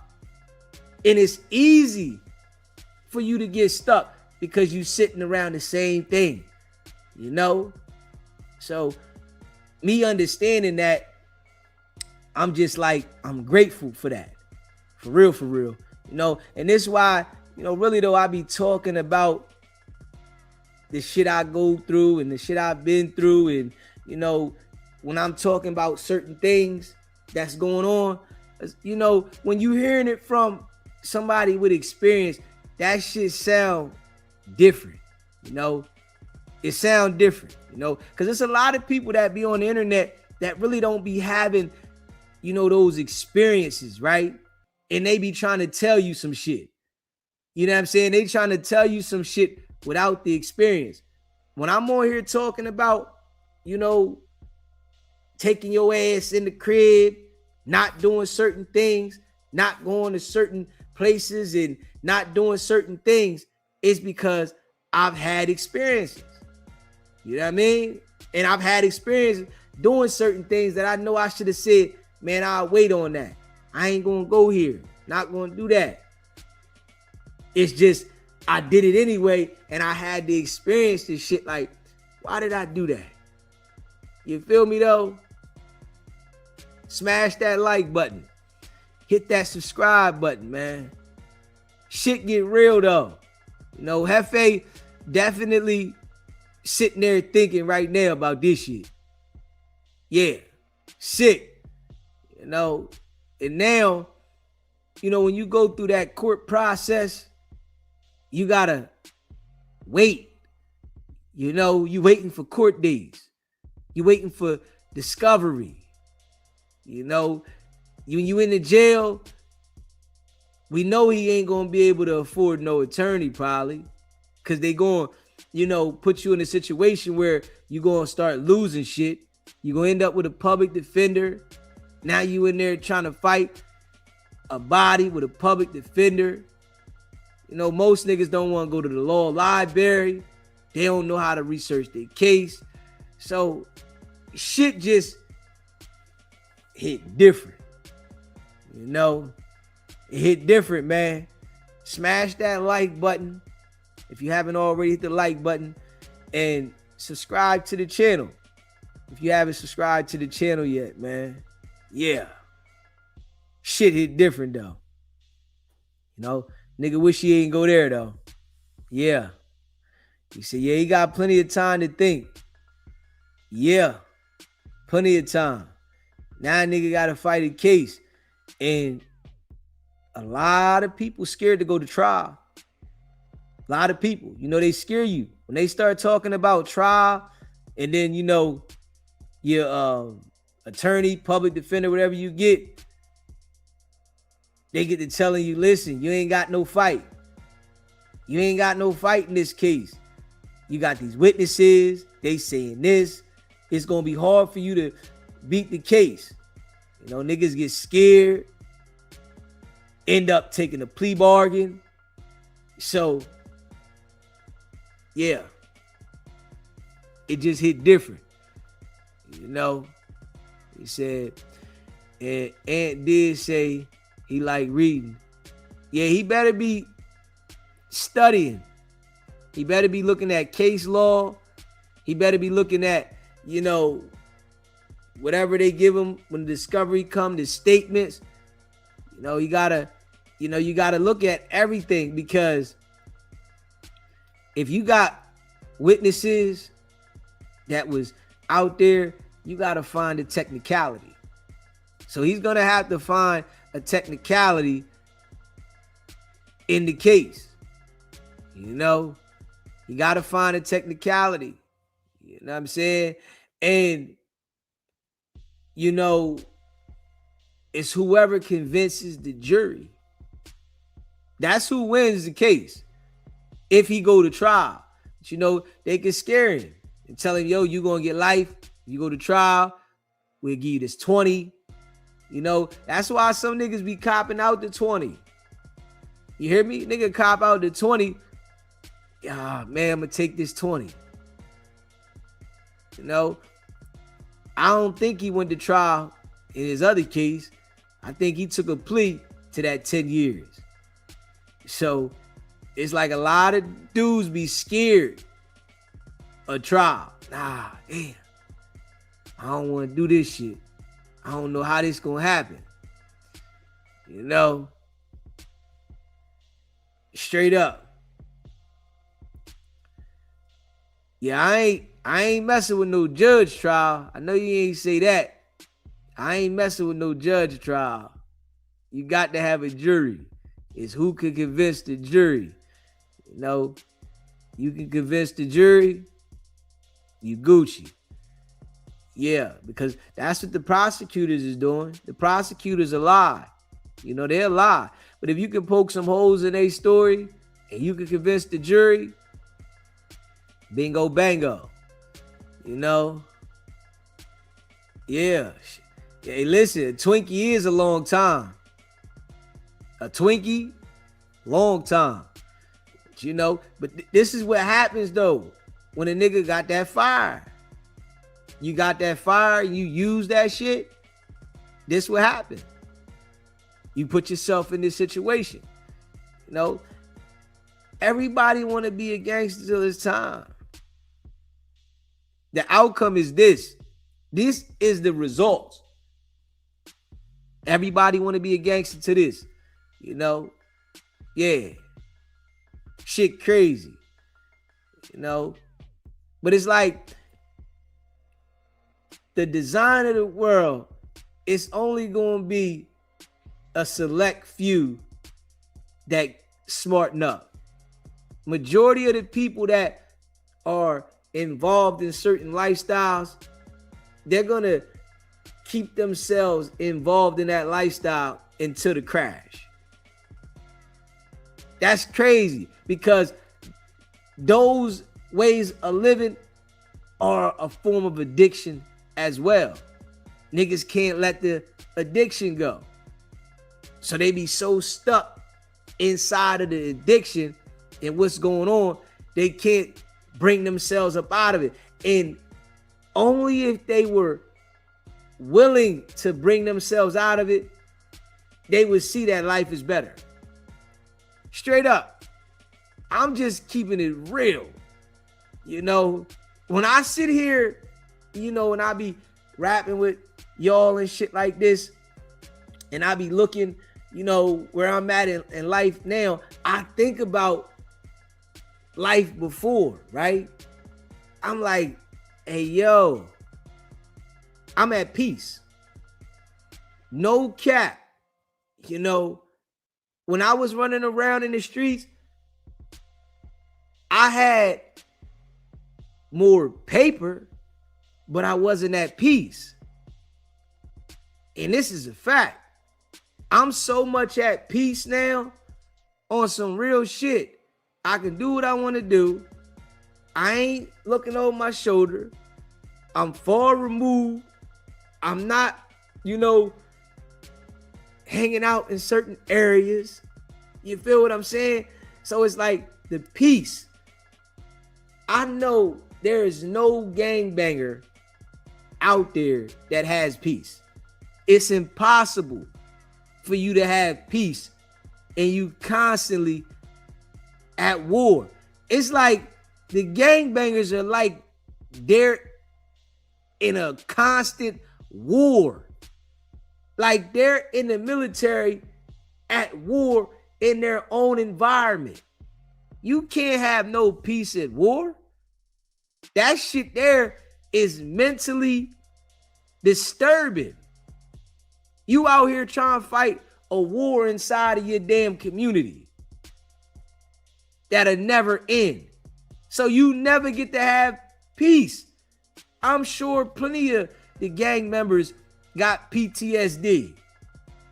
Mentally messed up. You fighting the war, you gotta identify what set you claim and where you from a nigga instantly. Man, you can't have peace. Every day you wake up, you adapt to that way of living, but you at war. You going out your house on go. Like my man that called in said he could go around the corner and the gang's around the corner and then you run into a problem going to get something to eat. Same way Jefe did. That shit that you ain't had no peace. But they're, you know, like making it like we should stay in that type of environment. You got other niggas looking at you crazy if you want to change the environment. Now they talking down on you, mentally keeping you in it, instead of you saying, nah, I'm good, homie. Let me change this shit up. That's what the niggas' mind frames got to come to, though. You know, but the thing about this life, majority of the people won't understand that. That's how bad the manipulation of life is. Majority of the people won't understand it. They can't even grasp to understand that. It's like, damn, nigga, are you really winning at what you doing? Hell no. You ain't winning at all. You losing. You losing time. You losing everything. You ain't gaining nothing. Straight up. You know, but this is the mind frame that they trap us in, man. This the mind frame. You know, like I said, it's only going to be a select few that wake up. That's it. And the select few, right? It doesn't have, you know, no weight on all the people that's lost. Hell no. It's like you get a select few that change the mind frame and they like, man, I ain't with that shit, bro. Nah. You know, I ain't on that. Yeah. I'm just saying, like, even with, like, when I hear that Sporty Face say that he not gangbanging, if he got a DP and he wasn't gangbanging, nigga, you might well still gangbang. That's some crazy shit.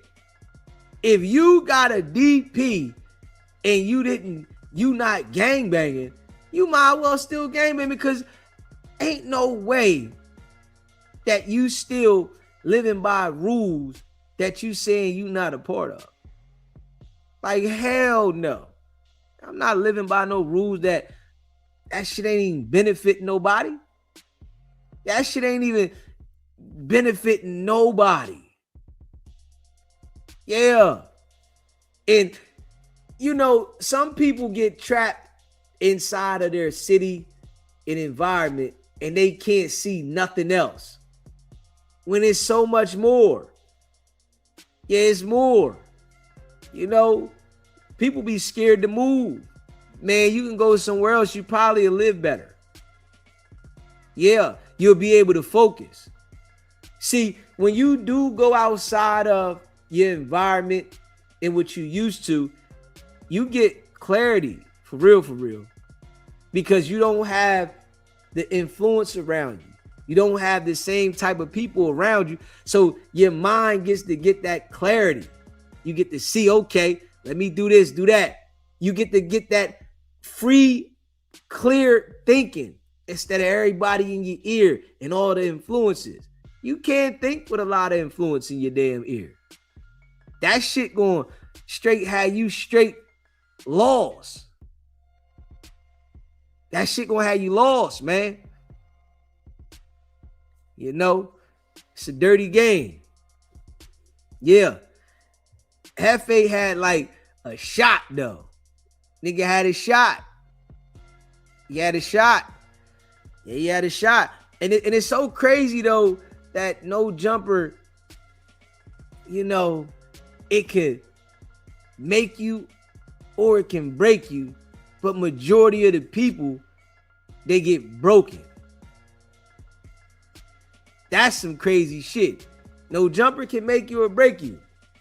But majority of the people, they get broken. Like, damn. You don't want to go the opposite direction? No, you get a few people. Like, you know, you get a few of them people that been on that show that, man, hold up. Let me lock in. Let me focus. Yeah. Let me stick to the business. You know, because this right here definitely is a business, but you got the ability to control the direction of your business. You got the ability. You know, you control your business. Which way you want your business to go. You want your business to go this way or you want your business to go that way? Yeah. But understanding, man, you know, it's a lose situation messing around with that gangbang shit. Yeah, that shit's lose situation. Yeah. Nigga can't name nobody that one indulging. You know, you got niggas that really ain't banging, but they looking like it, they acting like it. Them niggas is pretending. Nigga, cause if you banging and you into some shit, they gonna get you. You gonna get locked up. You gonna find yourself in a situation. Yeah. You can't, you know, you can't win, man. Straight up. Yeah. What's crazy is how No Jumper gets no post from TMZ, and when something outlandish happens, they remind Adam, hey buddy, we see you over here on TMZ. So they low-key inflated No Jumper with that one. You know, it's crazy that the negative is what they gonna report on No Jumper. And then, you know, Adam was saying, oh, about him being on the list of like podcasters, you know, and he like, I ain't on the list. Nah, because they not going to report on you until something negative happens. Then they want to talk about you. Now something negative happened. All right, let's talk about you. They're not going to talk about you with nothing else because it's so much, you know, content that's negative going on. But, you know, I guess, you know, he like that vibe. You know, that's the base of the channel. You know, it's a lot of controversy. But you know, Adam go home with his family. When he go, I gotta go with my family. The people that is there, they the ones that's stuck in the field. You know? But the ones that understand, hold up. I'm here for my job and I ain't getting in the middle of all that. You know, them ones gonna survive. You know, the boy suspect, he gotta turn himself in. You know, he gotta turn himself in, I think Monday or something like that. It's like he done played himself off the street. In the position. You know, the mind frame gotta change, man. Straight up. Sharp and Flacco. Now they got Sharp. He doing his thing. Flacco.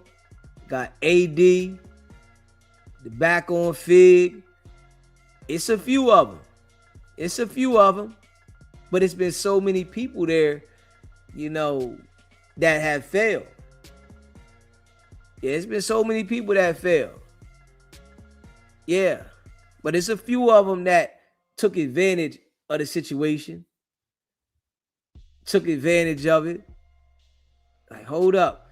This right here, give me a bump up. I gotta take this. Run with this. I'm in position now. You know what I'm saying? Yeah, it's a few of them. Real shit. But it ain't a lot.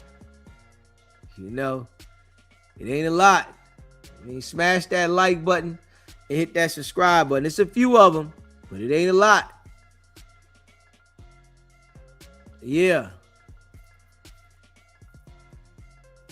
Yeah, 90% of them. Yeah, 90% of the people definitely end up in a bad situation. That's a fact. You know? Yeah, 90% of them end up in a bad situation. They get an opportunity and end up in a bad situation. 90% of them. Real shit. Let me see here. You get the opportunity, don't know what to do with it. Yeah. 4 extras. He had an opportunity. 4 extras had an opportunity. Got up there, tweaking, lost his damn hand. You know? And it ain't the same. Natasha, appreciate that. It's tomorrow, baby. It's tomorrow. We almost there. The 22nd. It's Friday. I appreciate you though, baby. We 1 day away. You know, my birthday tomorrow. Yeah, I appreciate you though for the early birthday love. Appreciate you, Tosh. I appreciate you. Yeah. You know, let me see. Smash that like button and hit that subscribe button. Shout out to all y'all. I want to see here what let's see here what Charleston White said about 4 extra. Let me see. Charleston White said his 4 extra career over. Charleston White and Adam argue. Let me see. Hold on. Smash that like button, hit that subscribe button.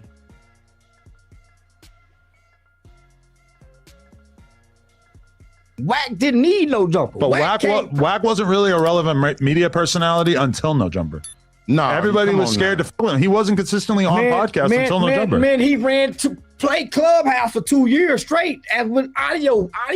Right. He had but to Clubhouse is a fool's errand. That's not really a place that's going to blow you up. That's where he shown and displayed his media skills. But then he starts a podcast with me. Then all of a sudden, he's one of Vlad TV's biggest recurring guests. All of a sudden, Academics is calling him on every single stream. Wack was not as big as he was until he became part of this platform. When Wack went and got 6ix9ine and made that move with 6ix9ine and Kodak Black, that solidified him in the game. No, I'm not saying he wasn't already solidified, but he became a way bigger, more consistent part of the hip-hop media landscape once he came on. Wack brought a lead light to a dull light. Your light was dull when What's a lead light? That big old bright light that you use and light these mother. I want to say this though, right? Charleston White, he just jumps on any train. 1 minute he ain't rock with Wack, and now it's like he acts like he rock with Wack, but he doesn't let Wack get that close to him. In my eyes, Charleston White is Fufafi. I ain't even gonna lie, right? He's real animated, just Fufafi. Because from what he's saying right here, it's just like you so on Wack's side, but at one point, you wasn't rocking with Wack, but now you so on Wack's side. That shit wild. Smash that like button, hit that subscribe button. SBGB TV live call-in show. Man, what's poppin' in Miami? What's good with you, bro? Man, ain't too much, man. It's over with. Listen, man, it's over with. You know what I'm saying? It's over with. You know what I mean? People get their shot and they blow it. You know what I'm saying? It just be like that. You feel me? Be that quick. Could be over with. Feel me? Yeah, it definitely blew it. But here go the thing though. The bail shit, I think he gonna get out on some bail shit. If they give him bail, I think he'll get out. He got $1 million bail. Yeah, then he'll be able to get out. Because in Cali, them folks be tricky with them bails. They say $1 million, but the bail bondsman so shady and clout chasey that they'll bail you out. Because, they don't put up the actual money. It's their signature. You know what I'm saying? Like the bail bondsman, they got insurance bonds and shit. You know what I'm saying? Insurance. Yeah, they do got insurance. It's an insurance bond that they put up. So with a case like this, a bondsman would love to bail him out. You know what I'm saying? Knowing he got a little constant check from No Jumper coming, this, that, and the third. You know what I'm saying? It'd be random hood cat. Baby Shooter was out on $1 million bond. You know what I'm saying? It'd be random cats out with multi-million-dollar bonds in California. You feel me? The only thing I see with Hefe though is, Hefe is repping the gang, and it's like he in the mix at the same time. So it would be like a liability. I would think like for them to bail him out, it would be a liability. And, I don't think they want to put it on the line for Hefe. That's their niche though. You know what I'm saying, DZ? Like that's their bread and butter is them type of cats. You know what I'm saying? Like that's to me, that's what I see how the bondsmen make their money off of getting people out who necessarily don't got $1 million, but they not gonna run either. You know what I'm saying? Like that's really what a bondsman is, just making sure you don't run. You feel me? But if Hefe did it allegedly, you don't know what that nigga gonna do. It's a possibility he might try to run. Nigga looking at the elbow, a Twinkie. Nigga did a diamond back already. Nigga don't want to go back. That's true too. Niggas, Yeah, but, like, I'm out, and he ready to skip and think he gonna go somewhere, but ain't gonna go nowhere because he ain't got no passport. So it's like, nigga be trying to hide a couple states over for a month, and then they grab him. But I don't see them. I don't see him getting out on the bail. But it's a possibility. But I just because I, you know what I'm saying? Like, I know how this is like kind of high profile. It's going to be some bondsmen that'll do it. You feel me? They going to put that big old ankle thing on. That's why everybody in Cali got the ankle thing on them, because they on so many bails. You feel what I'm saying? I definitely see a lot of niggas with the ankle shit on. I do see that. I'm telling you, that's real common. Yeah. Because they all on bail. You know what I'm saying? The bail bondsmen, look, man, you just keep making them payments. You feel what I'm saying? Like, we don't need it all at once. You know what I'm saying? Bring us $400 a week. You know what I'm saying? Like, they gonna figure out a way to capitalize on this. You know what I'm saying? And I think for sure he's gonna get out and fight it from the streets and stuff like that. You know what I'm saying? I can't see him never getting out off this. I just can't see that. As long as he has a bail amount with a number on it, he'll get out. If they do some no bail business with him, it's over with. You feel me? He got a milli bail right now. So, we gonna see how that go, because his thing say a honey bun right now. So it's a possibility if he got somebody that got some collateral, or that put up a little bit of paper with the collateral to get him out. Has he went to court yet? Do you know anything about that or not? I think he just probably had like the bail set on him for the warrant or whatever, and that's what's on it, because right, that's like if you want to bail out from this police station, like, hey, you got $1 million right now, you can bail out without even changing clothes. You feel me? That's that bail. But when he goes see the judge, they're gonna knock it down to something like 250,000, 300. You know what I'm saying? And that's a possibility. That's what I see happening. But I just think, man, when you in these positions, you can't be going to get tacos at 2 a.m. You know what I'm saying? But it's the drug, like you say, it all comes down to that. You know what I'm saying? You're not in your right mind. You hide up. You thinking, man, I'm about to go get these tacos. They about to be fire. You really high. You could have just fell asleep. You feel what I'm saying? Like, you could have ate in the morning, bro. Like, you know what I'm saying? And then a little bit of fame kicked in, so you think, man, I'm good everywhere, man. I'm older. I ain't beefing with nobody. I'm on no jumper. You know what I'm saying? But you on no jumper, but they on your bumper. You know what I'm saying? Yeah. Shit you know, sticky.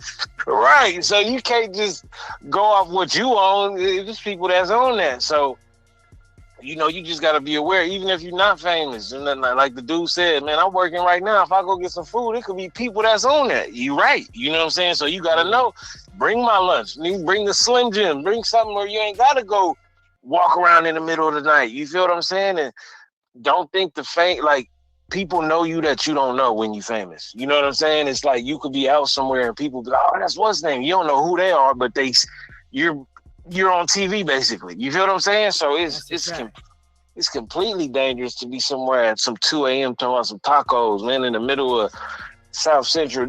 You basically did what you do content on people about every night, every day. Oh man, he was slipping. He went to go get tacos. You know you're not supposed to be getting tacos. You know how Aunt Hefe do it. You feel me?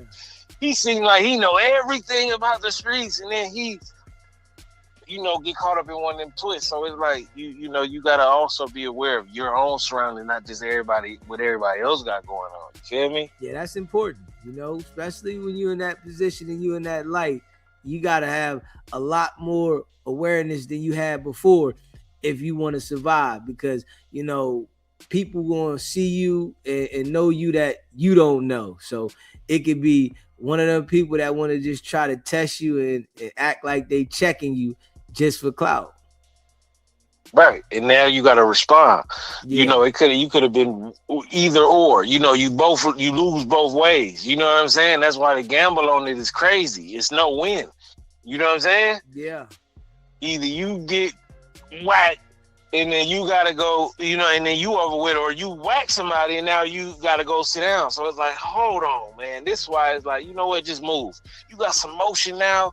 You know what I'm saying? Like, you getting some paper, it's okay to move. You know what I'm saying? But it's hard for people too. But I think ultimately they're gonna give him a bail. He gonna get out and he gonna, it's gonna boost his clout up a little bit more. You know what I'm saying? We shall see, man. It's sticky right now, but we shall see. Yeah, that's just my prediction on it, man. Just because I be seeing too many of them hood cats out on bails. Like, it's this one channel that talk about how people be getting cases and getting out and doing all these robberies, getting out. You know what I'm saying? It's like, come on, dog. These dudes be out on $9 million worth of bails. You feel me? So I know that the bail system out there is like easy to work with. You feel what I'm saying? They not like, unless you don't have a bail, then you probably gonna be stuck there. That's just what I see. But we gonna see, man. But that's my call, Dizzy. I appreciate you calling in, bro. That's all I love. Smash that like button and hit that subscribe button. Yeah. Situation definitely sticky. Facts. SBGB TV live call-in show. Hey, what up, though? You know what I'm saying? Brother Rome, what's poppin'? Hey, that's how my Detroit brothers be talking. Hey, they be like, what up, though? You know what I mean? What's poppin'? Hey, yo, so, okay. Catch me up real quick. I ain't gonna be long. So, your boy got caught on a late night, you know what I'm saying? And he was right there when they did the lick. He was there. He did that. He was. That's what they accused him of. He was there when they did what they was alleged. He locked up for a homicide.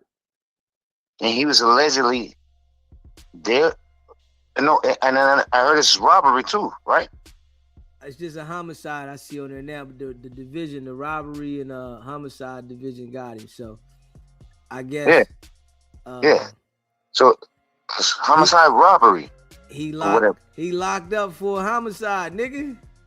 Yeah. My bad, Dizzy. Okay. He locked up for a homicide. You know what I mean? I can't change that. He locked up for a homicide, though.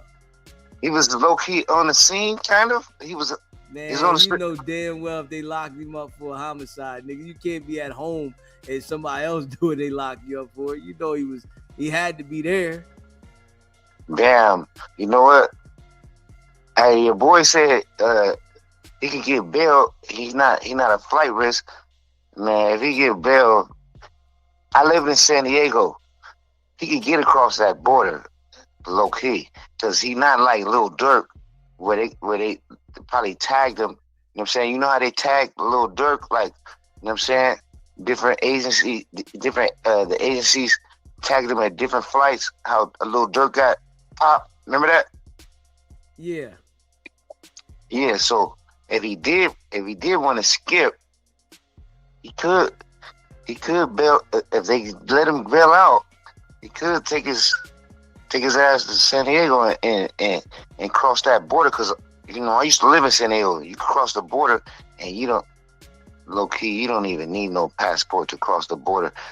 Everybody say you need a passport, but on the Tijuana border, they don't be asking you for no fucking passport. You know how many times I went back and forth across that motherfucker with no passport? He could skip, but but the nigga is in trouble though. What you think, DZ? Yeah, it's a situation, you know. He's definitely in a situation that he gonna have to deal with. You know, he's gonna have to deal with this situation. It's real right now, you know, and it's fresh. So, you know, I don't know. I gotta wait till we see what the discovery says and you know what the witnesses is saying, but they got some type of evidence, nigga. Somebody done picked him out of a lineup and pointed him out something because there's witnesses out there. So, and that nigga is, you could definitely pick that nigga up out as a motherfucker too. Like, yep, that's him. That the way he looked, you could pick his ass out. Like, yep, that's him. The big head nigga that looked like one of the Ninja Turtles, yep, him. Yeah, they definitely can pick him out of a lineup. That's a fact. But he gonna be good. He gonna be good though, DZ. You been in his joint. You know what I'm saying? He gonna have commissary. You know what I mean? He's in the LA County jail? Is he in the LA County jail? Yeah, that's where he at. Oh shit. DZ, I know you heard the stories about the LA County jail. It's feuds mandatory. Like, damn, his ass got to catch feuds in that motherfucker. Look, he from A-Trade gangsters too. He from A-Trade, right? Yeah, he from A-Trade. So he definitely done already ran into some enemies in there. That's they culture in LA, like catching feuds. You know what I'm saying? Do you remember 4X, the one that blew his hand off you was talking about? Yeah. 4X said he turning up on niggas that say they don't gangbang. Hey, where you from? Nah, I don't gangbang. Where you stay at? Where your granny stay at? Where you hang out at? Oh, you hang out or your granny stay over there? Oh, come to the back. Damn, my nigga, the nigga just tried to turn it down. So low-key, is that type of environment in there. You know what I'm saying? Oh shit, I would hate to go in that motherfucker. God damn. See, this is a lesson. I'm gonna use your platform to tell the youth. Stay on the sidewalk. Don't commit no crimes. Don't not even jaywalk. You know what I mean? Because if your ass end up in, excuse my language, if you end up in the county jail, the LA County, you finna run them feuds, even if you don't gangbang. Yep. That's how it's gonna play out. DZ. Yeah. I like you doing this episode because you're giving people a chance to educate the youth. You know what I'm saying? Like, you know, the brother had a good opportunity and allegedly, you know what I'm saying? Allegedly, you know what I'm saying? Squandered it off. Don't squander off y'all opportunities, y'all. You know what I'm saying? People listening to you, DZ, they is. I heard an older woman call in, and I heard the other brother call in. So you definitely, I know Wack hear this too, low key. I know Wack. I know you know how, like, you know what I'm saying, like you was wheezing for breath for a second, and then the rope just came off your neck. You like, whew, god damn. This nigga happy as hell you're not talking about him right now.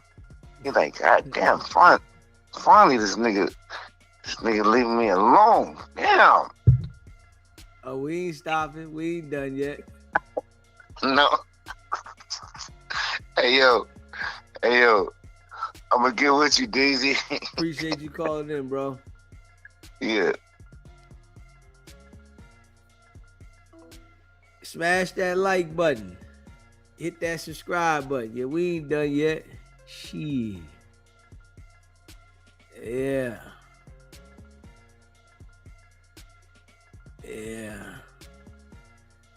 Yeah, smash that like button, hit that subscribe button. He said LA County Jail is like no other. Shit going down. Yeah, it's going down. Somebody said Ant will probably get 110 years. Probably be 110 years when he get out. And that'd be messy. Because we ain't going to 110. It's gonna be over. Yeah, it's gonna be over. Shit getting real though. Yeah, smash that like button and hit that subscribe button. And shout out to all y'all that rock with the channel. Yeah, Jefe put himself in a situation. That's a fact. Yeah, Jefe put himself in a situation. Yeah, that's a fact. Shit done got real. Smash that like button too. If you haven't hit that like button yet, hit that subscribe button. Yeah, hit that like button and hit that subscribe button. I wanted to see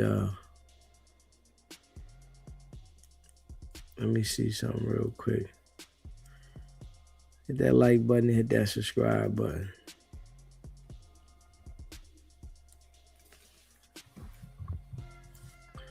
Hold on. Yeah. He said this summer gonna be real dry.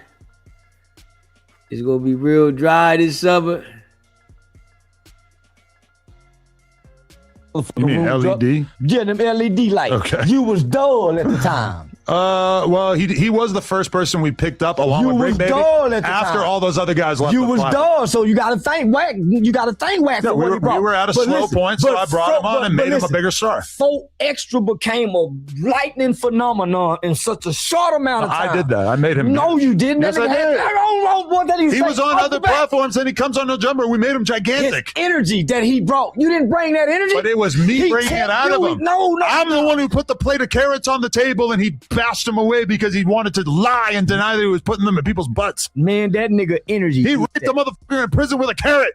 So? That's what they do in prison. I know, and I respect their culture, but I'm the one who fucking brought that out of him. But his storytelling, nigga, his animation, his theatrics. But 4 Extra is just like Boosie, where Boosie on his own, 4 Extra on his own, You put him with a genius content creator like Vlad or me, and we're able to turn motherfuckers into stars as podcasters. I'm watching that nigga hang on with, I'm watching him hang on with 8,000 here, 12. I'm watching him do the numbers on Instagram. Without no help. 4 Extra. 4 Extra. His career's been flatlined ever since he blew his hand off. Man, you lying to me. I'm still watching him do numbers on Instagram. What kind of numbers are you talking about? Enough numbers that a nigga ain't supposed to have like him. Wait, you're talking about like the likes on his posts? Because I'm pretty sure if you actually look at it, it's going to be kind of dark. Man, you go hate on the guy. No, I'm not hating. And listen, you said that he should have died after he blew his hand off. How am I hating on him? I didn't mean that, y'all. I just did that because I was mean to the California. Okay, 4 Extra post a photo. Charleston White just says anything. I'm telling you. He says anything that's going to like have controversy. Anything that's opposite of what you said. That's what he say. And then he tries to enhance whatever he's talking about to make it look extra. Yeah, that's his game. Himself standing outside a gas station 8 hours ago, 686 I just likes. a picture by myself. Keep going. I'm saying that's like, but let him go to storytelling. Let him go to talking and doing what he do. He just standing there. He ain't the most handsome nigga for you to like a bunch of pictures. He's pretty good looking. Okay, there's a reel he posted like 4 days ago or something. 2,000 likes. That's good numbers for a not nigga exactly like shaking the earth. That's good numbers. That's just his insights that he's seeing. Yeah. Nigga, 4 Extra insights might say 12,000, 13,000. You think that the insights provide a different story about how many views it's called you got? Engagements. It's called organic engagements. All yours ain't organic, Mr. Bot Man. I don't got no bots. Who got bots? You, nigga. I have 0 bots.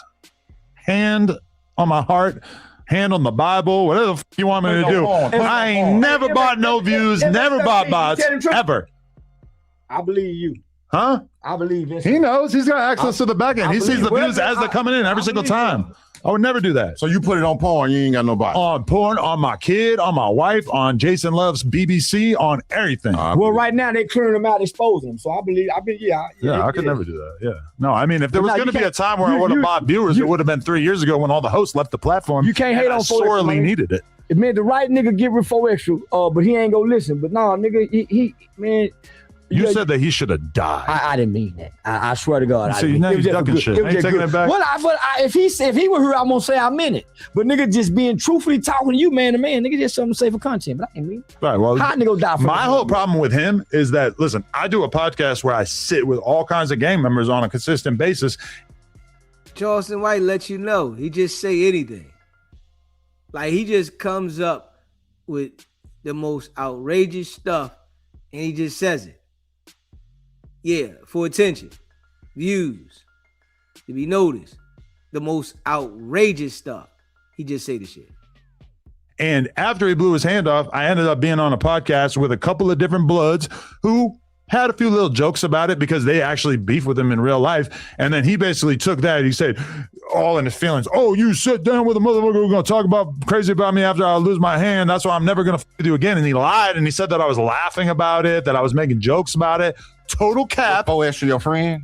I thought we were friends, but it turns out that he was a backstabbing prick. But why would you let some niggas come on your platform and talk about his hand being blown? Because they're ops. Vlad, who the fuck am I to say that one op can say this and one op can't? Vlad wouldn't let me come talk against bullshit. Yeah, well, so you shouldn't to me, that's him compromising his ethics and his integrity as a podcaster. Imagine how much money he lost. Because me and Vlad did numbers too. I agree. He didn't. But out if he was going to have to give up on Boosie for you, I mean, that's a tough decision, right? Yeah. But the conversation shouldn't be about numbers. It should be about your morals. So let me ask you. So you and him can't make it right just to give us one more shot? Because I love watching y'all. I would like to do it, honestly, but I mean, I'm just not going to jump out the window to make it happen. I sent the nigga message. You got to kind of come to me. I sent the nigga message. I ain't gonna boo. I had sent the nigga because I love watching. I ain't watched none of your shit till he got on there. I won't watch nobody you get on here but him. You should watch this footage we got of him sticking a carrot in somebody's ass. I don't want to see that shit. I ain't into porn. I told you I want to do soft porn, my nigga. Up under the cover. You could do soft porn, but then you can watch raw carrot videos. You got the footage. I got a little laugh out of You got the footage. See that? He's cracking. We got Unc cracking. So you got the footage? Yeah. I paid 10 grand for it. Not even because he's in it, but just because I like carrots. Man, that man stay on some gay shit, man. Some weird shit. Man. Gay is as gay does, man. Yeah, I bet he mean to Miss Lena. Yeah, I bet he ain't sweet and loving. I bet you're a prick. Me? Yeah, I bet you ain't sweet and loving. I'm the sweetest in the whole goddamn world. Yeah, and you don't spend a lot of time with the kids. No, I spend as much time as possible with the kids while also being a workaholic, having to make all this money, you know? Yeah. Who he calling? The Crip Mac. The love of my life, my LOML. Hopefully she picks up. Say they let Crip Mac travel. You think we can get him to come to Miami? Well, he's supposed to fight soon. I heard he accepted one. Brand risk? Possibly. You gonna be in Vegas? Yep. I see. I'm going. Johnny Manziel. I had to look that up. I love Johnny. Leonard, can you just tell Charleston White like how nice I am to you in our day-to-day lives? Because he thinks that I'm mean to you. Pull that shit out. You're pretty nice. I don't know why he would think you're mean to me. Boom. Seem like an asshole. Are you serious? Yeah, pull that shit. I mean, he can be a jerk sometimes, but it's I knew it, Miss Lena. coffee in the mornings. Yeah, I knew it, Miss Lena. Wait, you're taking the eye? Yeah, go pull that shit out. Charleston White's got some kind of weird thing for you, so I just wanted to double check and make sure. Miss Lena. He trying to make it. She's no miss. She's Mrs. Grand Mason. I call her Miss like Miss Lily, the master wife. Mrs. 22. Okay. Miss like master's wife. With the kiddos. Do I need to keep being on this call? No, that's good. That's good. I love you. I'll see you in a little bit. The kids. Love you too. Bye.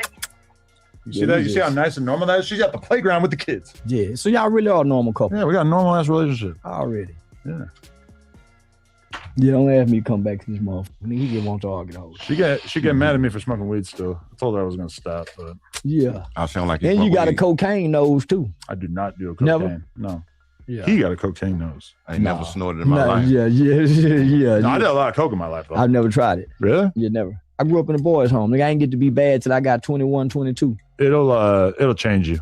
Yeah, that's what they say. Once you do coke, you realize there's a different level of happiness or excitement that you don't normally have. I heard a lot of gangster niggas that was from the 70s and the 80s say once they got cocaine, it saved their life. Yeah. Because they got weak for the dope. I think it had a mostly negative impact on my life. But cocaine, I'll tell you, is the only drug that I ever did where I took a shit right away and then did like 50 push-ups. Like that's what I wanted to do. I took a shit and then I did 50 Molly done push-ups. did me like Molly, and shout out to my man Antoine Salas. You had him on your podcast once before. Wasn't it? The credit guy, the credit genius. Oh, okay. Yeah, real smooth brother, San Diego. man. Yeah, San Diego. All right. Yeah, and he said you were beefing with San Diego at one point in time, talking shit against I just said they haven't had any star rappers. They do. You just ain't went out there and put your podcast in to go see. What about Nick Cannon? If they're real stars, you probably shouldn't have to go there to find out that they exist. But Nick Cannon's the closest we can get. J.O. Felony and Mitchie Slick both had their runs about 20 years ago. And since then, it's been a little quiet. They do have like underground stars, like Lil Weirdo representing the Mexican side of things. There's this dude, Rob Stone, who 10 years ago had like a really big hit. They got like 500 million views or something like that. Say somebody from San Diego hit me and let's start doing music reviews, make him look like I sound like he hating. It's one of y'all done something he done had before, and he sound like you hating on San Diego. Actually, one of the first show I ever got booked to perform at as a podcast host, some guy offered me $1,000 to go to San Diego. I did so. The motherfucker didn't pay me, basically said that the show was such a disaster that he couldn't pay me and I was too stupid to have gotten a deposit. But I did end up fucking some girl and she ended up taking a selfie while I was eating her ass, and then somehow this leaked onto the internet and it's out there. So you didn't know Lena. That's the problem. This is pre-Lena. Yeah, they done got their lick back. If you enjoyed that clip, make sure you become a member for only $5 a month.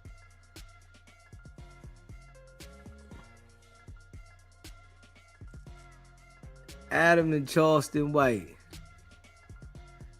Yeah, Charleston White always trying to stir some shit up. He talking about bring 4 Extra back. After he talk negative about 4 Extra. Yeah. Like Charleston White, one of them dudes though you can't trust though. On some real shit. Because like he real wishy-washy. 1 minute he act like he cool with you, and the next minute he talking about you like real wishy-washy. Yeah. We see how him and Govan hanging out with each other. They'll be falling out soon. If you pay attention to it, right? All the people that Charleston White get with, he always fall out with them. The difference with him and Wack is he fall out with him and just distance himself. Wack fall out with him and he want to send him to damn jail. You know what I'm saying? He like, listen, that's the only difference. Charleston White fall out with niggas, he get to talking about him and he distance himself. Wack fall out with him, he want to expose him, but somebody going to jail. Every time. You know what I mean? Straight up. Every time. Smash that like button, hit that subscribe button. Yeah. Every time. Let me see. Hold on. Smash that like button, hit that subscribe button. Let me see here.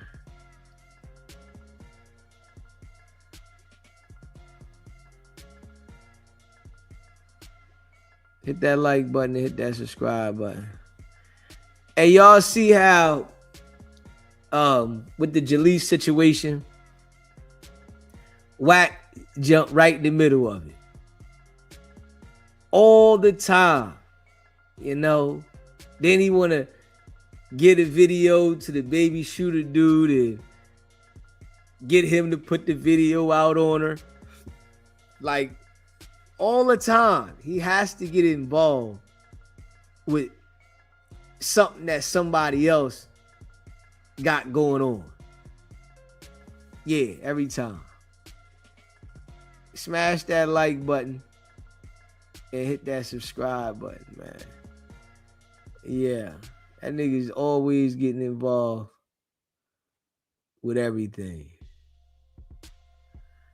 Let me see here. Smash that like button and hit that subscribe button. Let me see here. Let me see here.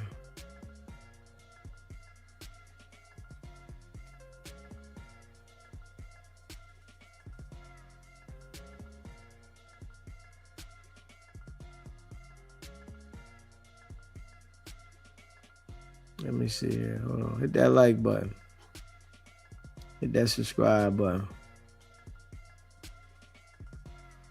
You sit whack out there moving around like James Bond.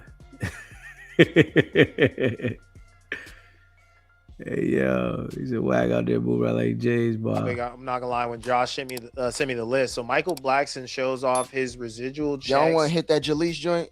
No, I don't. I think that's a hot one. He gets. I think that's a hot one. All right, bro. if you guys want, you guys can run that out. I want to know how where much you going, bro? You about to walk out? No, I'm gonna go take a piss. But I do want. Oh, Ricky's scared of Jalise. I'm not scared of Jalise at all, bro. You scared of Jalise? Bro, first off, what does this have to do with being scared of Jalise? This topic is so dark. It's you got to talk about it though. What you mean? This what you do. I really don't. That's what you do. What you mean? You gotta talk about it. I really don't have to say about Jalice's new. You feel me? All right, man. Listen. Narrative. Can I take a piss, guys? Go ahead, do your thing. Like, Go ahead, do Jalise your just thing. Oh.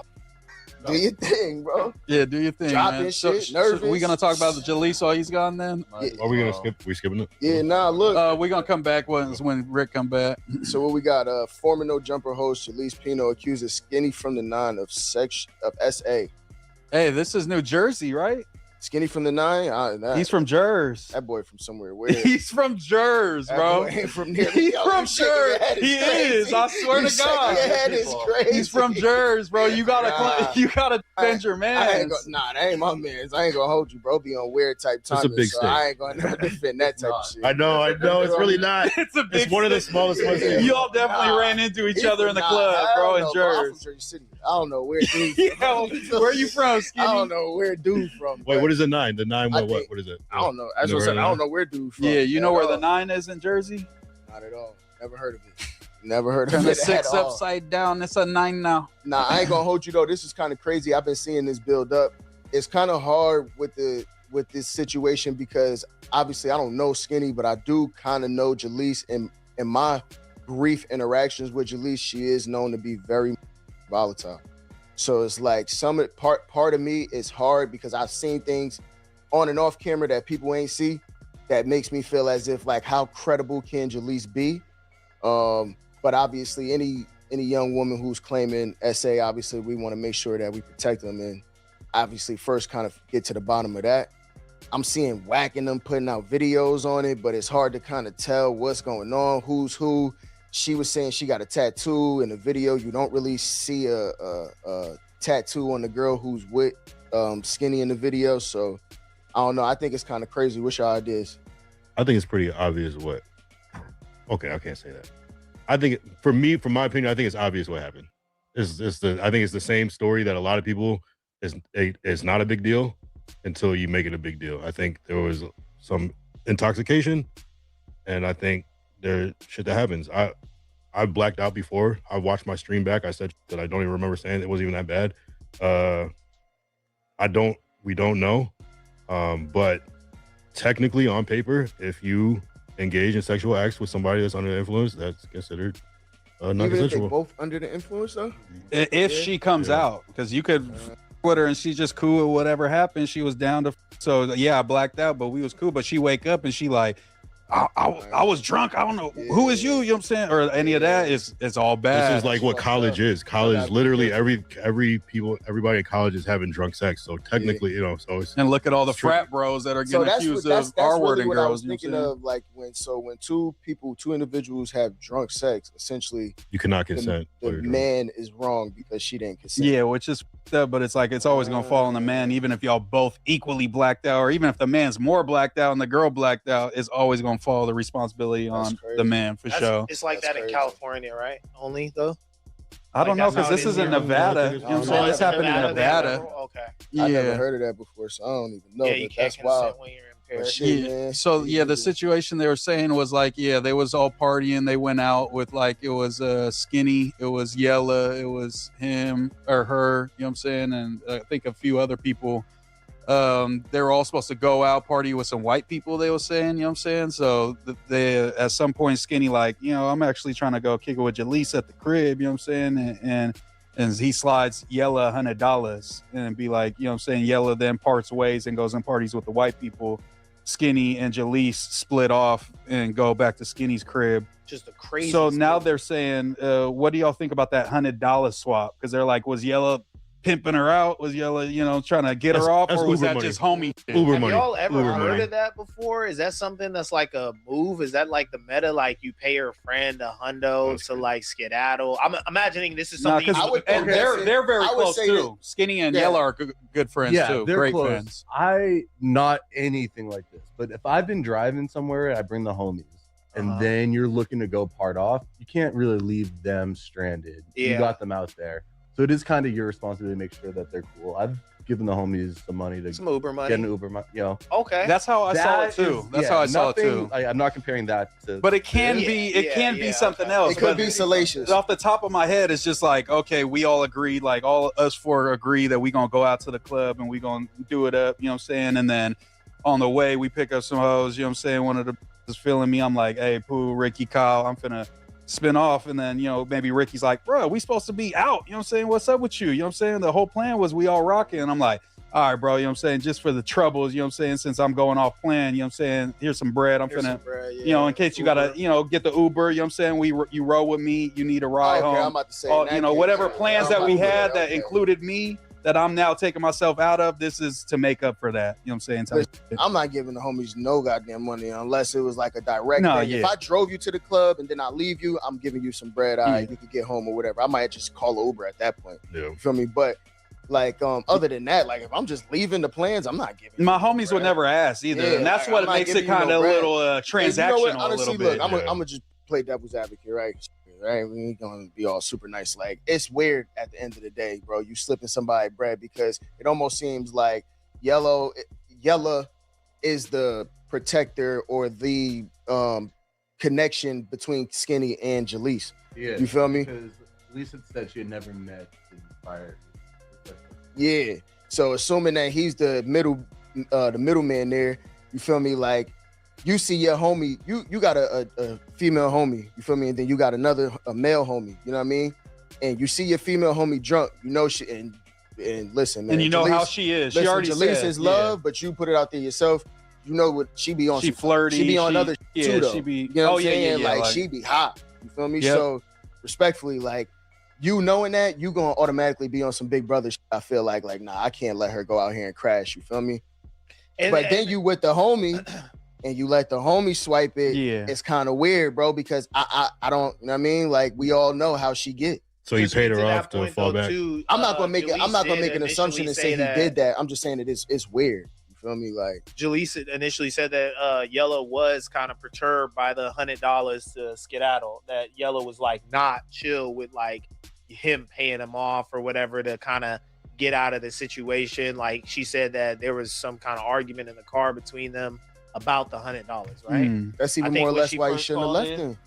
Yeah, but also they split at one point, and Jaleese had the option to go with Yella instead of staying with Skinny, and then she chose to stay with Skinny. So that, and women can take consent while you having sex with them. She could say, "Hey, I'm not feeling this no more. You got your, you got to take your out and be like, okay, it's over with. Sure. You can't just continue." So no matter any action where she choosing up on Skinny does not allow him to take no coochie. Like that's crazy. Like even, and that's why I was saying it goes back to the judges taught me now. Like, bro, at the end of the day, even if she's consenting to something under the influence like that, it's not even valid. It's not valid at that point. So literally everybody got to say all bets is off at that point. And if you don't have that knowledge, imagine how many other people don't exactly know that, especially in that moment. And when you drunk and you off other substances and who knows what. I think it's up, to be honest. I'm gonna just say call it for what it is. I think it's up because if two individuals is blacked out drunk, we equally drunk, and y'all saying I, essayed her, like, why can't y'all just say why isn't it she essayed me? You know what I'm saying? Like, it's kind of weird, bro. So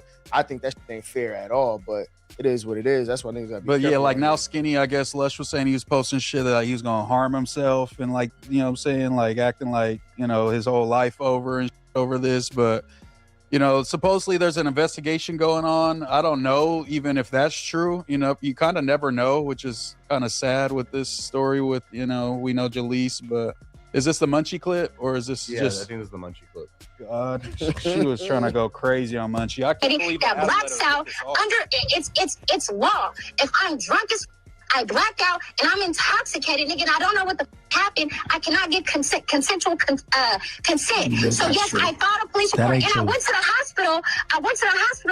Right after that, had to go get the full little kit because on my mama, I don't know if the nigga used a condom or not. Nigga, on my mama, you's a weirdo. You been a weirdo. The nigga now he chasing me all around, trying to get me to contact him. This and that, brother. I don't have nothing to talk to you about, brother. You's a weirdo, brother. I'm gonna keep it 100. Ain't no real nigga drunk around me that don't even know me and push up on me. And a real nigga gonna be like, all right, look, you fall asleep on the couch, or here I'm gonna give you a water bottle, or here I'm gonna drop you off here and I'm gonna Uber here. I done been around niggas drunk. I done been around DC drunk, nothing happened. I done been around AOF Nino drunk, nothing happened. I done been around how to take that's against the law. He committed another crime. I did file a report that's sexual assault because I was intoxicated. No, a woman that's intoxicated that blacks out under it's law.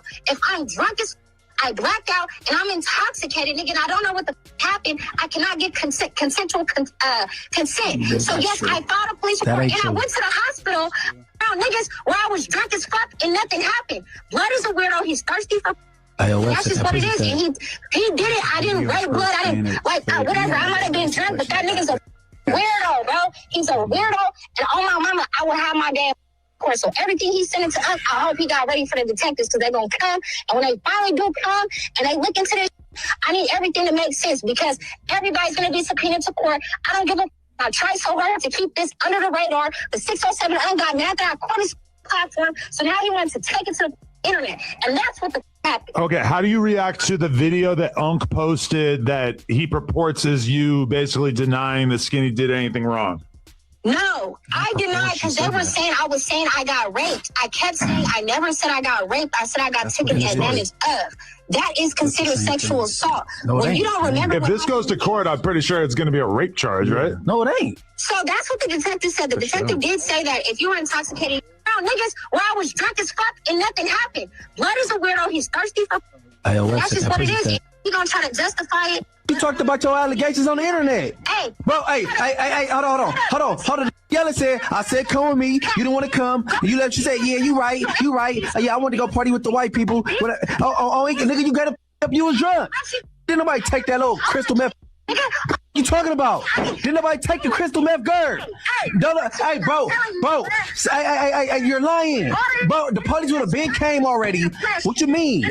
What you talking about? A rape kit, if it's by force, bro, you opened your legs and you just don't remember. You were drinking too much vodka. Shut the up. It's about Nevada. Nevada, they got zero tolerance on drugs out there. And you be on crystal meth. You going to the pen, bitch. Shut up. Shut up, bitch. Shut up. All right, hey, look. Hey, if it's house so ghetto, why'd you taking your kids there? If the house so ghetto, why'd you taking your kids over there? Crystal meth. If the house so ghetto, why? You gonna try to justify it? Because there's so many men trying to justify. I'm not gonna lie. Is the Everybody ain't no jumper and if I tell you guys, bro, I was dying when it happened, bro. Oh my god! I really couldn't help myself. Crystal meth Gerb is crazy. Is funny. Yeah, because it seems like out of everything that I've heard Jaleese say, this seems like she's being genuine. Like she seems like even if she was going at some point, she blacked out and doesn't really remember what happened. She's not a legend that he took it, but she'd like to have an investigation so they can see the tape that is supposedly filmed and they could see if she passed out and he was doing to her. Can so someone explain all the that difference? I really think Jaleese was hanging out with that bull and they did what they did. She woke up, regretted it. Bull told her, yeah, he got it on tape. And then they start talking about they might put the tape out there on her. And she spazzed out from there. Yeah. And now, Wack putting the tape out there and, putting parts of it out there, he got the tape, so that shit might end up on Twitter one of these days. So I think that's why, she was really like pushing the line on that shit like that, because they threatening to put the tape out and talking about her career. But you can't be disrespecting the women like that though when it comes to that. Even though I think she lying and shit, but you just can't be doing that shit because that shit could backfire on you. Like I think, she's spicing it up because they got the tape, but you really can't be, trying to disrespect and out the women like that. Like they was just supposed to ignore her. You know what I'm saying? Before it got to that point. You know what I mean? When they fired her, all right, cool. But, Wack, honestly, he was like a part of putting it out there before the people knew like that. Because he went on No Jumper and started talking about it. You feel what I'm saying? He went on No Jumper when him and Adam was on the show, and he started like talking about the shit. Before we even knew, he brought it to the attention on No Jumper. And from there, Adam wanted to ask questions, about it. You feel what I'm saying? So it like blew it up even more, messing around with Wack. That's how he do though. Always getting involved with some shit and put something out there to try to, create the controversy and the content. But if it wasn't for Wack doing that, I don't think it would have went this far, Yeah. You know what I'm saying? Yeah, it's definitely a lot of attention for, but I think like she's so like lost out and spaced out on the shit that she be doing that the attention, she's not even going to like capitalize with the shit. She's going to be looked at and, just getting high. Yeah. But for her to make those kind of accusations though, that shit's wild though. You know what I'm saying? To make those type of accusations is fucking wild though. Yeah, it's just wild. Especially when you hung out with the nigga. You hung out with the nigga. Y'all was kicking it all night. You was hugging, kissing on the dude, whatever you was doing. And then to say that shit wild. That lets you know though, you really gotta be mindful who you gonna hang around. You know what I'm saying? Her grandma made a video about Jalise. You said the grandma made a video about her? Grandma was feeling some type way that she did that, huh? Smash that like button, hit that subscribe button. You said the grandma made a video.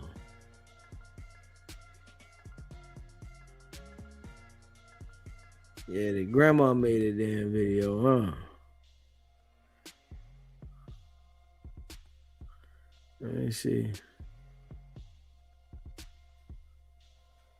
Oh, the grandma made a video about her snitching 5 years ago. At least, this was 5 years ago. Okay. Yeah, we gonna play it in a minute too. I see it on here. Yeah, I see it. We're gonna play it in a minute too. Because she said it wasn't that I was raped, it was that I taken advantage of. So she essentially saying like I agreed to something, but in that moment I became too incapacitated to keep going, so I stopped and you didn't. No, I think it's like kind of what we were saying, where like she might even been into it, but she's blackout drunk and can't actually consent So when she comes to, she's like, yeah, maybe I was flirty and blacked out drunk and you, but I wouldn't have done that with a clear mind is pretty much what she's saying. Like at the point where she was like a real one would have just been like, you know what? I think maybe you're not really up for this right now. Let me just give you this bottle of water, give you like a little blanket. And we've all been there. We've all been like, you know what I'm saying, wanting to crack there. something. You get to the crib and you're like, this is way too faded. Like, just go to bed. You feel me? It's spunky for that. And I feel like that's the just best you could do, where it's like delineated places. Like you were here all night, I was in my room, type of thing. You feel me? You're whatever. Exactly. Yeah, you might not even want to take a short sleep next to her because she might wake up and think you did something. You know what I'm saying? That's the type. I think just what girls that get that drunk is just, I would tell my nephew or any of my little homies, like, just if a even drinks a lot on the regular, don't even with her. You know what I'm saying? Because it's just you're asking for something like this to happen, no matter how cool you think you is with the girl.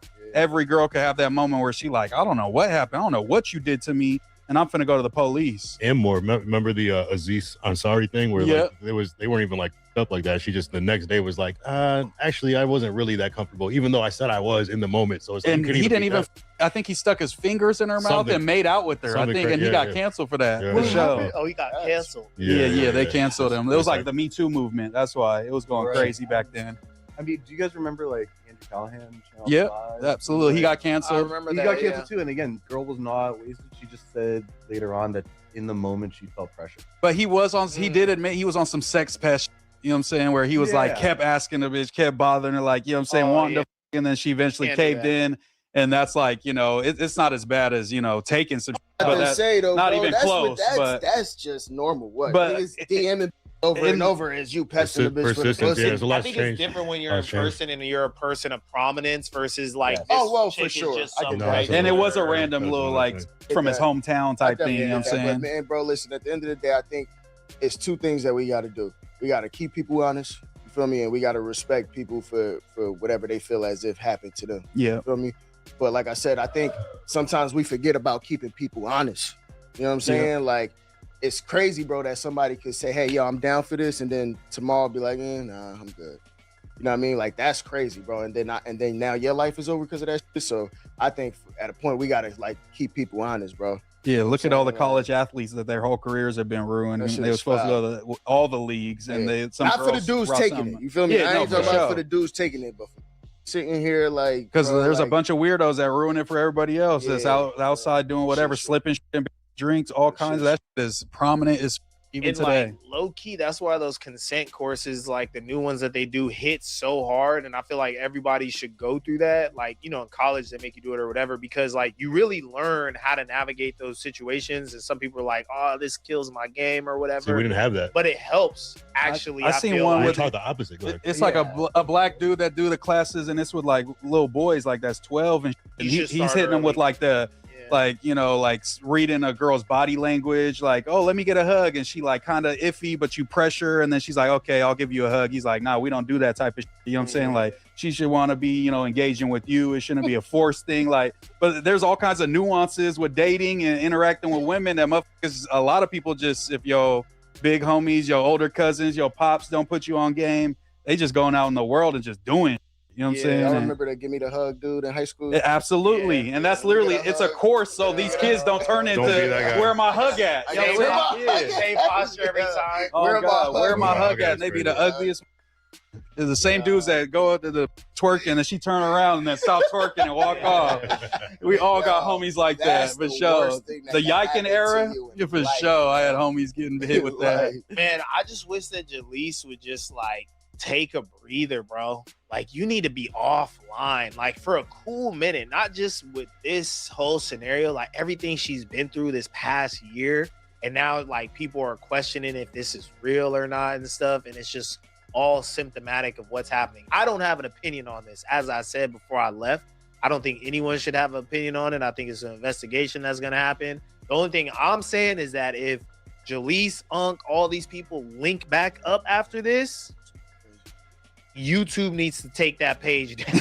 YouTube needs to take that page down. The story's got some holes in it, but I'm never going to stand on business for some dude I don't know who had some things where he could have called it quits and he still went through with this. So there's some weird parts on his part. And like things like Jalise saying, oh, I couldn't get the done because you have to have a police report. I looked that up immediately in Nevada. No, you don't. They take Jane Doe accusers and they'll do the kit for you no matter what. So there's like some holes on both sides of the story. So, I definitely want to see all the evidence. That's what it sounded like. She said on the call, she said, I got the whole kit. But she was acting like she went later because there was some holdup from the thing. And then she had to wait. And then like Adam looked up yesterday, it's like, what is it, 92 hours or some like 72 hours where you have to get it done or it just like loses hella credibility and shit. And to be fair to Jalise though, it sounds like she's not really trying to like hang bro. You know, like she said, like, I don't consider this R word, but I do feel like there were some misdemeanor type actions going on. You know what I'm saying? To be honest too, like maybe there's a little bit more insider info, but I think she said in here too. She wanted to keep this pushing. She did not want it to happen publicly until other people were talking about it. And but also when they were like Unc really tried to make this a storyline. Who tried to make this? No, I think Unc came out, but they got her to say like we was insinuating to talking about, you know, touching on the topic by not actually saying it, and then Unc kind of used that, me kind of insinuating about the situation when we're talking on the pod together, to where it's like, oh, the allegations started to kind of get the light shined on it, and then 607 Unc just came out and was like fired her, you know what I'm saying, started posting shit about it, and this is her response. Okay, so I take back what I just said about you, Jalise, because it doesn't sound like she was trying to broadcast this to the world and make it content. Yeah, because it happened over a month this ago. was a month ago. Yeah. Okay, because the initial clip I saw, I think it was her and Yella. They were kind of faded, talking about it in some sort of way. So I thought they were just trying to make it content.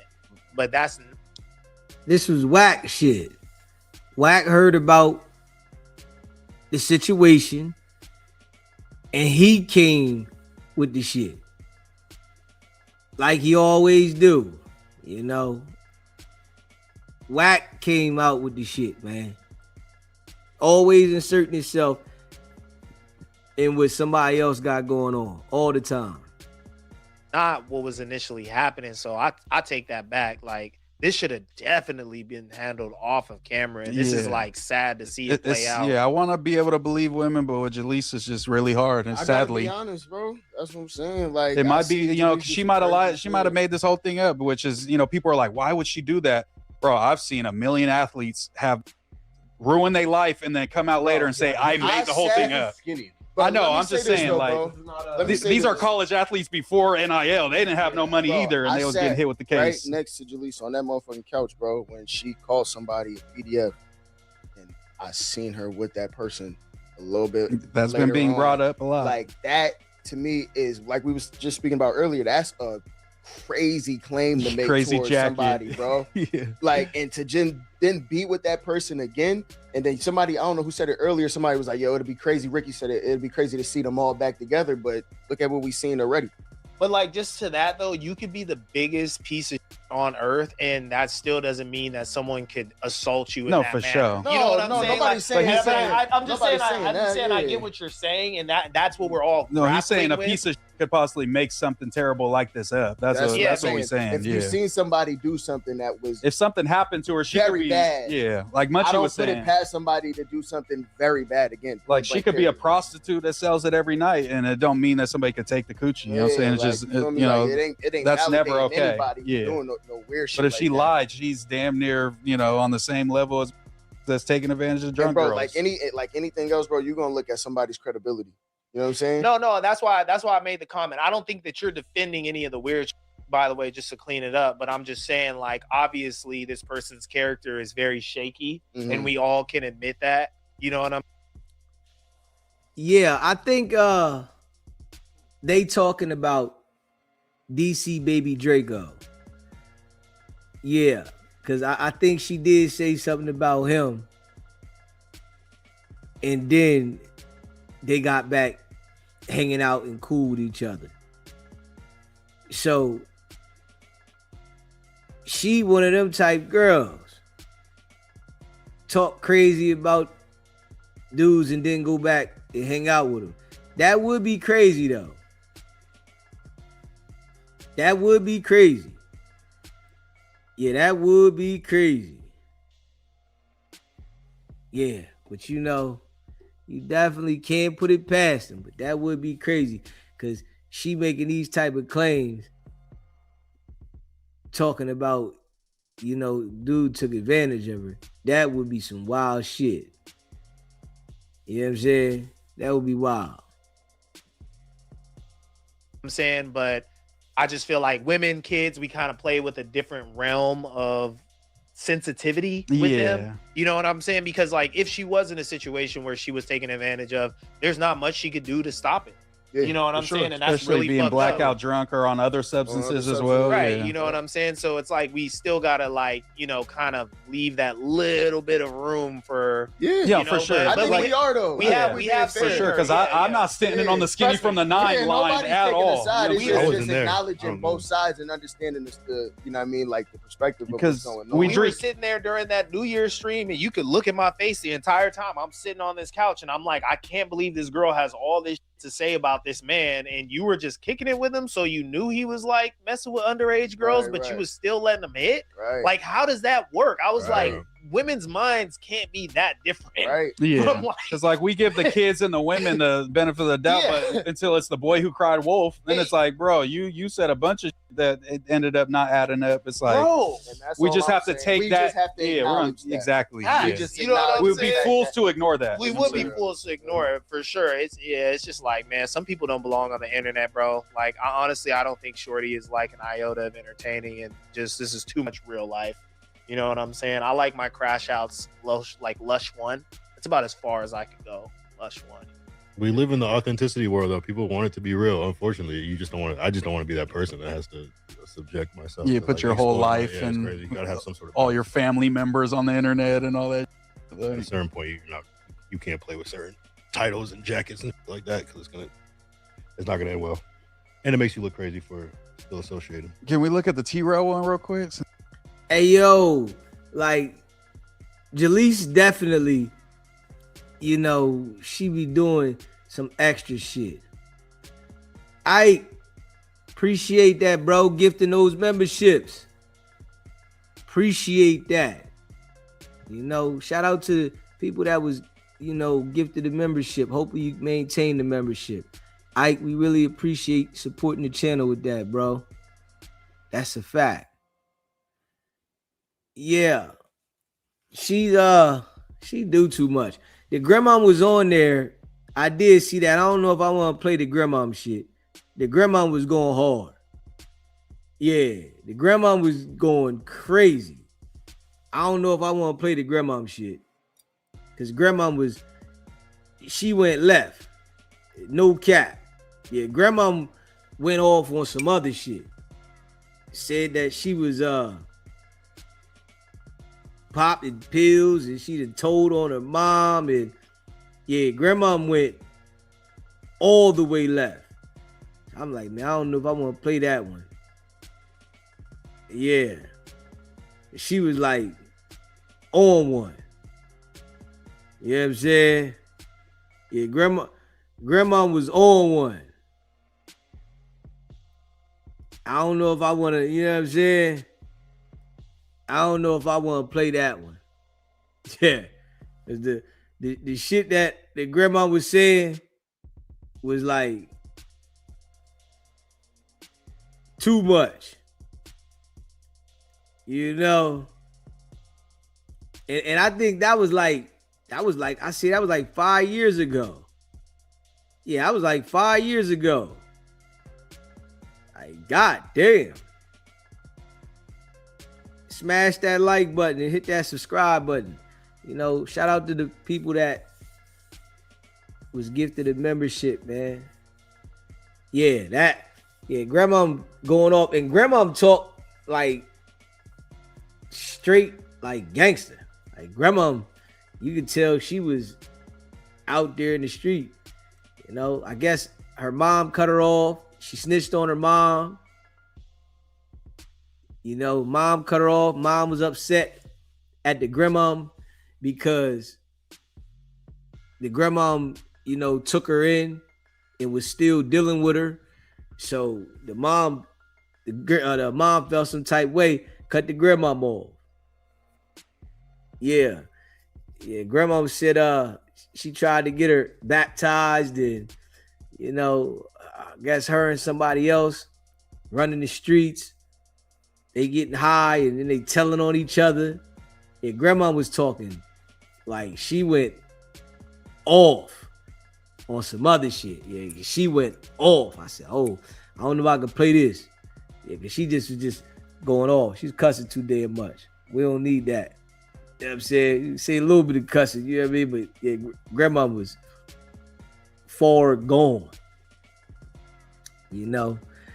And yeah, I just seen the shit that people in the chat was talking about with Flacco, right? Flacco saying about Jefe. Now, Flacco saying that Jefe's family is saying that Jefe's locked up not because of the situation at the taco truck, because they gave somebody a DP and Jefe was there. So somebody from 8 Trade Gangster got a DP. They beat him bad and he checked out. Jefe was there. This what Flacco said. So it's like, I don't know if I believe that one, you know, because of how it sounds as if somebody's calling Flacco to tell him about this crime and then saying that Jefe was there in the situation, but he didn't do certain things. Like, hold up. If you there when the DP go down and y'all all gang, you gonna be charged too. You know? And then they saying, I guess they took some stuff out the boy's car. You know, but then I say, okay, they did say the robbery and the homicide unit. You know, so I'm like, I don't know. We gotta wait until more information come out on that. But Flacco saying that he been in touch with his family.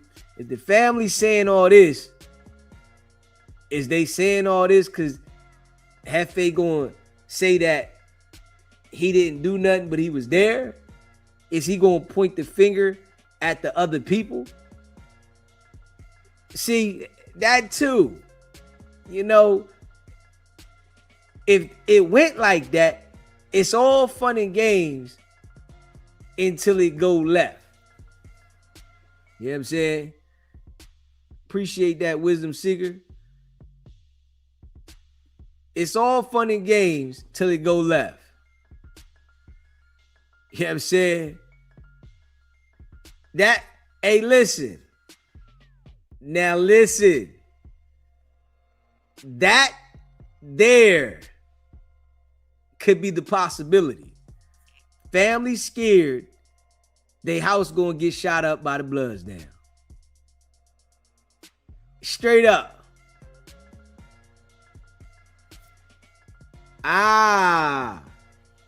Yeah.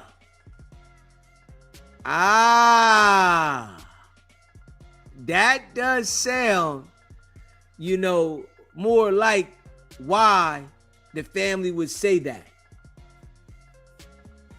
Yes. Yeah.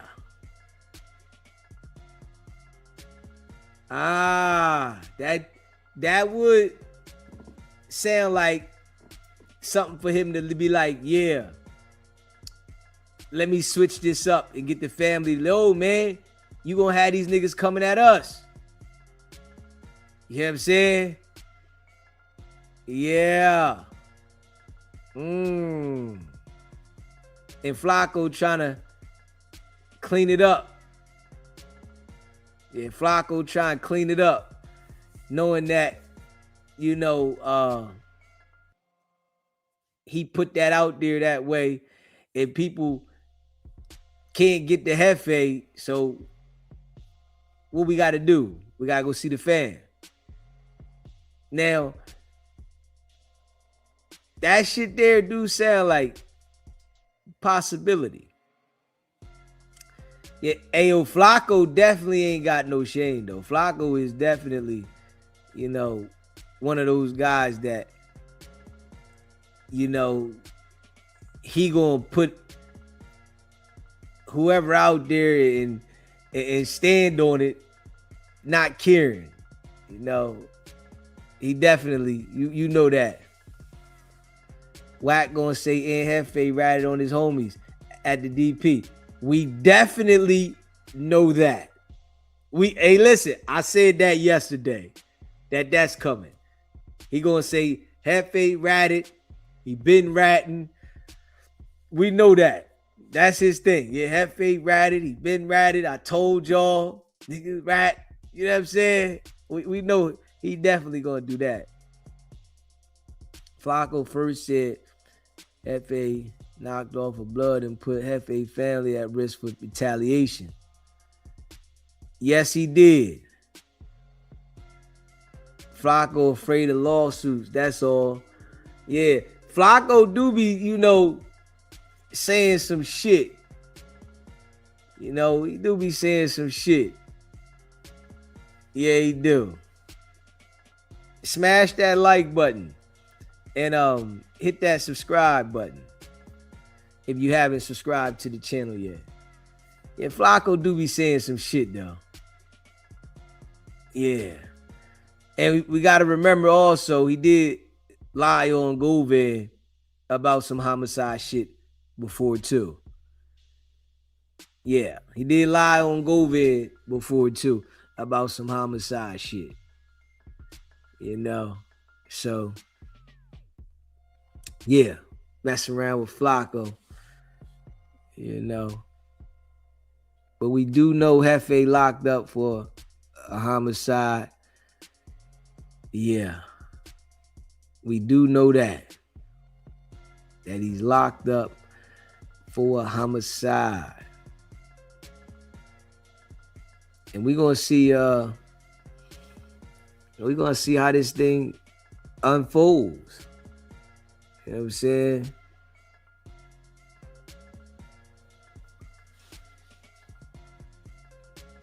You said and JFK, Eddie Boy already got the paperwork. You said he got some paperwork on Hefe already? Okay.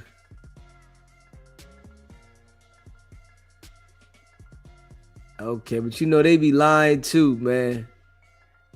A lot of these jokers be lying. You know, Eddie Bull with Whack, them niggas be lying, man. They ain't got no problem with lying. Not one bit. You know what I'm saying? Them niggas ain't got no problem with lying. And that's a fact. Flacco predicted a Rico in December last year. Where is that Rico? Yeah, nowhere. We ain't see it yet. Yeah. We ain't see it yet. Let me see here. Yeah. Smash that like button, hit that subscribe button.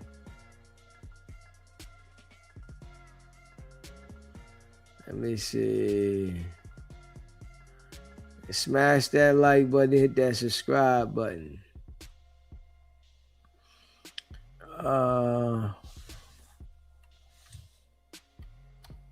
They do a lot of that. A lot of that capping too. They do a lot of that capping too. He said, nah, these Eddie Boy, they got everything. Man, Eddie Boy and Whack, man. You know them jokers, man, they be saying anything. You know they be saying anything. Eddie Boy and Whack say anything. Let me see here.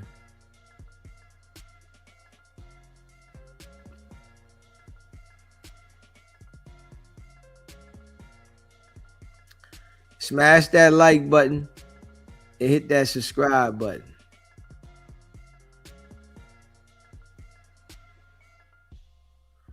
Let's see here.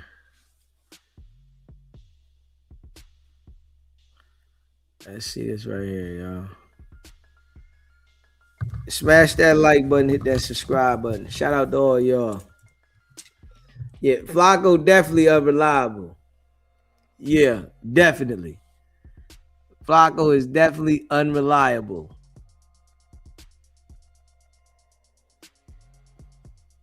Let's see this here what Krishan Rock said about Ryan Garcia trying to take credit for her boxing success. He takes credit for her boxing success. Ryan Garcia, just let me shine, bro. Just let me shine, bro. You ain't gotta lie to 6ix9ine like that. You ain't had a lot of 6ix9ine like that, bro. If bro telling you to call me up and your response to that is, oh, you know why? She even boxed his cousin me and yada yada yada and yada yada yada. And the reason why she won her fight is because of me. No, bro. Hard work and dedication, the favor of God in my life. That's why I won my fight. Y'all see me fighting for my life in that daggone ring? That's why I run. My commitment, okay? And then on top of that, tell them about how you use me and my son as clicks and views, bro. Your intentions wasn't pure in the jump. And then you can't feel sorry for somebody that's helping you out and your views. What are you talking about? I don't care what nobody say, bro. Everyone knows my value when I'm around them. And if they don't know my value, that's a red flag. It's a no-no. Don't ever sit up and lie to another grown man about a female. And you know what's crazy? What's probably really throwing him? He didn't expect me to make that big of an impact on my first fight. He thought I was going to have to swim my way on the top. I'm on the top, babe. With any and everything I do, for real. And that's crazy. And then let's talk about it. Okay, after he was doing all that stuff and he wanted to look like we was in a relationship and I wasn't going for none of that because it's like I strictly want to box, but he want to go rock climbing, he want to do streaming stuff, hold my son and stuff, be all like, you know, he know what it looked like. So I did it, all of it. So then when he tried to, you know, have me come to his next stream, no, decline, access denied. And I got in my bag. Tell me why my peoples run into Tank at Target or Walmart, I don't know where he was at, but he was picking up luggage and stuff. He on FaceTime. I'm telling Tank, like, bro, I just got jumped. I just was with Ryan Garcia, but he phony for real. Like, what do I do? Like, what do I do with this? Do you got any suggestions? Are you training fighters? Like, I want to box. You know what Tank told me? Instead of wasting up, first he listened. I don't know why he humble just to even be listening to me on the phone. Let's just start there. On top of that, he told me to go to his coach, Calvin.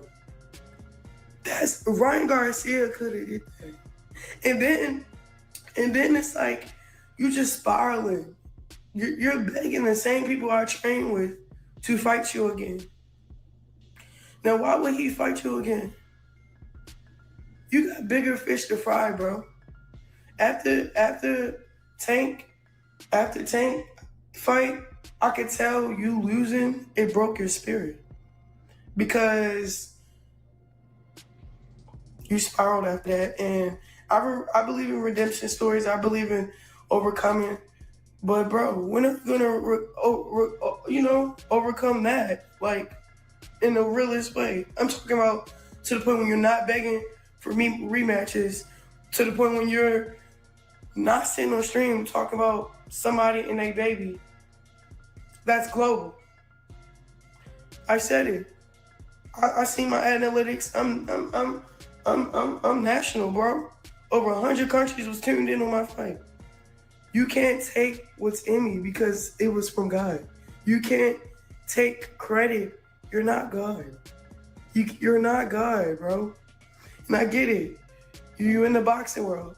And now I'm in the boxing world. And you know what I'm about to do? You know what I'm about to do. That's why my name is brought up.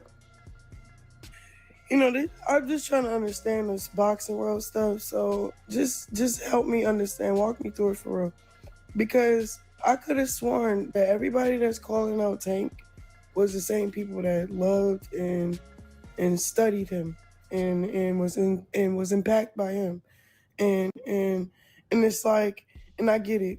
You have to, you know, trash talk to get people talking, or you have to do certain things, but stop being delusional. Y'all need to stop being delusional.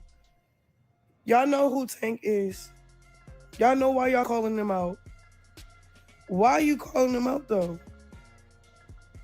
He gonna let you know when he wanna box. He gonna let you know if he wanna fight. He is that guy that's gonna let you know. You can't be the narrative of somebody else's story or try to take it's weird. I don't like it. And then it's like, he did any and everything he could do in this boxing world. Who else there for him to fight? If he'd fight anybody in this world, it would be helping them out.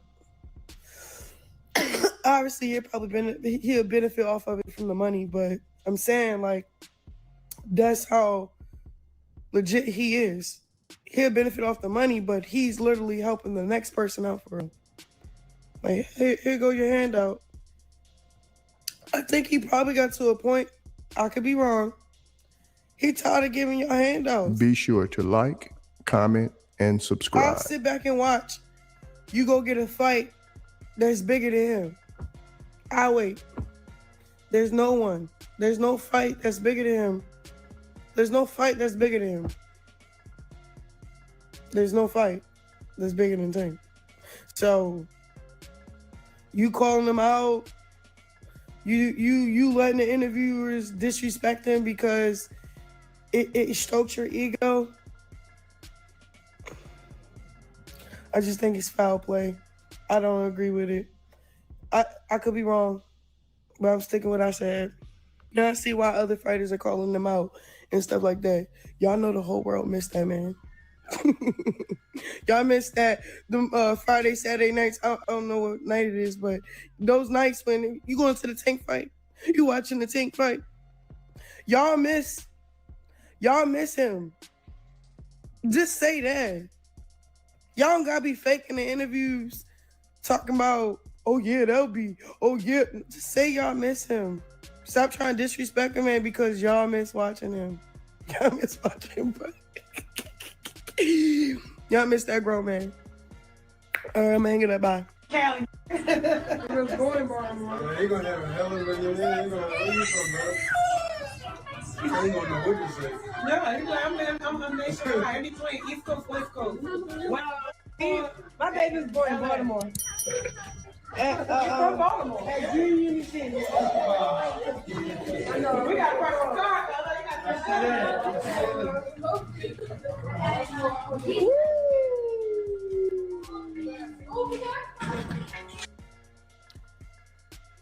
Okay, well, Krishan is responding to Ryan Garcia because she said he wasn't the one that put the work in, and she's the one that put the work in.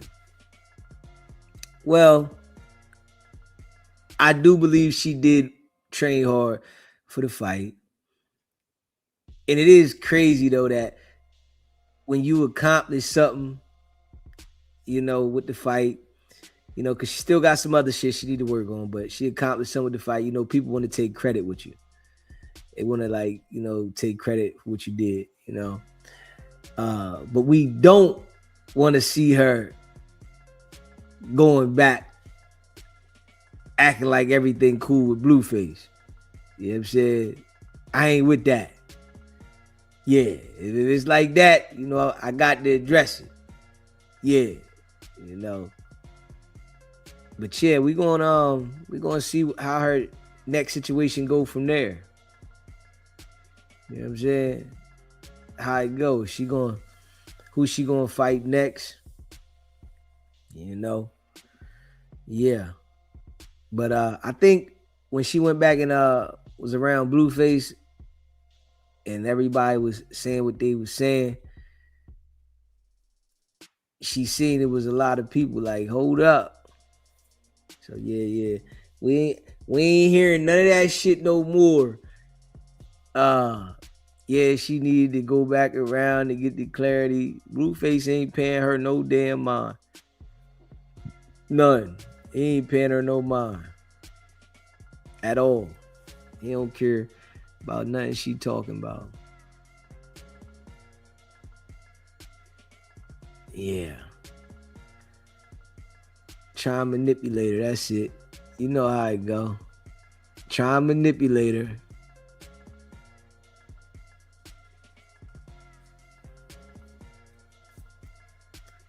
Try to manipulate. Trying to manipulate. Smash that like button. Hit that subscribe button. Hit that subscribe button. Let's see here.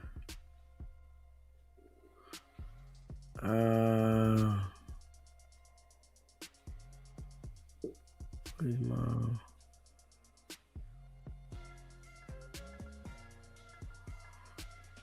Let me see here.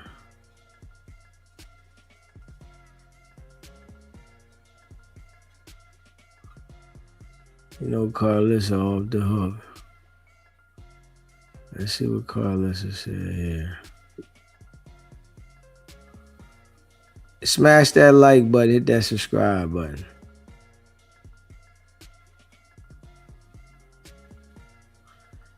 Smash that like button, hit that subscribe button. Let's see what Carlissa said here. I don't have no beef with nobody. I have a pure heart. I'ma always speak the truth. I'ma always say what it is, whether they like it or not.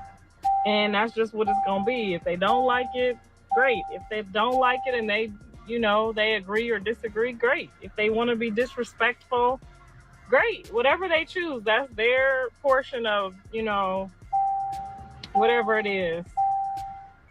Unblock me already. I've been subscribed. I told you to send me your DM so I can see where your page is at, because I can't find the page, obviously. So send me a DM if you blocked and you're a subscriber. I'm referring to anybody and everybody. If you don't like what I say, I got in trouble for saying that she can't have sex no more because she had a baby, because she probably wanted to have some more while she was pregnant. Because why you gonna get mad if I say that? If the doctors say you can't have no more until you have the baby, or they give you that, then that's okay. But if I say something wrong, I don't know I'm saying something wrong. If if the doctor said it, what are you offended about what the doctor said that's gonna make healthy for your child, other than you fixing to try to give up some when you ain't supposed to? You feel me? Like, they be getting mad when I say stuff and I don't know what to say and what not to say. My kids too, not just her, not just, all of them get mad at what I say, but I don't know that we supposed to keep that part a secret. Because for what? There's plenty of people when they get 6-7 months and maybe they've been, doing too much, or maybe busting it out. I don't know, roughhousing. I don't know what it is that causes them to not be able to have at the end of the pregnancy like that. Could be just something simple, minor. I heard what he said. It wasn't nothing bad for me to be like, oh, well, you shouldn't say that. But then I get in trouble. They mad at me because I say X, Y, and Z, and I'm thinking I'm, saying something that's regular.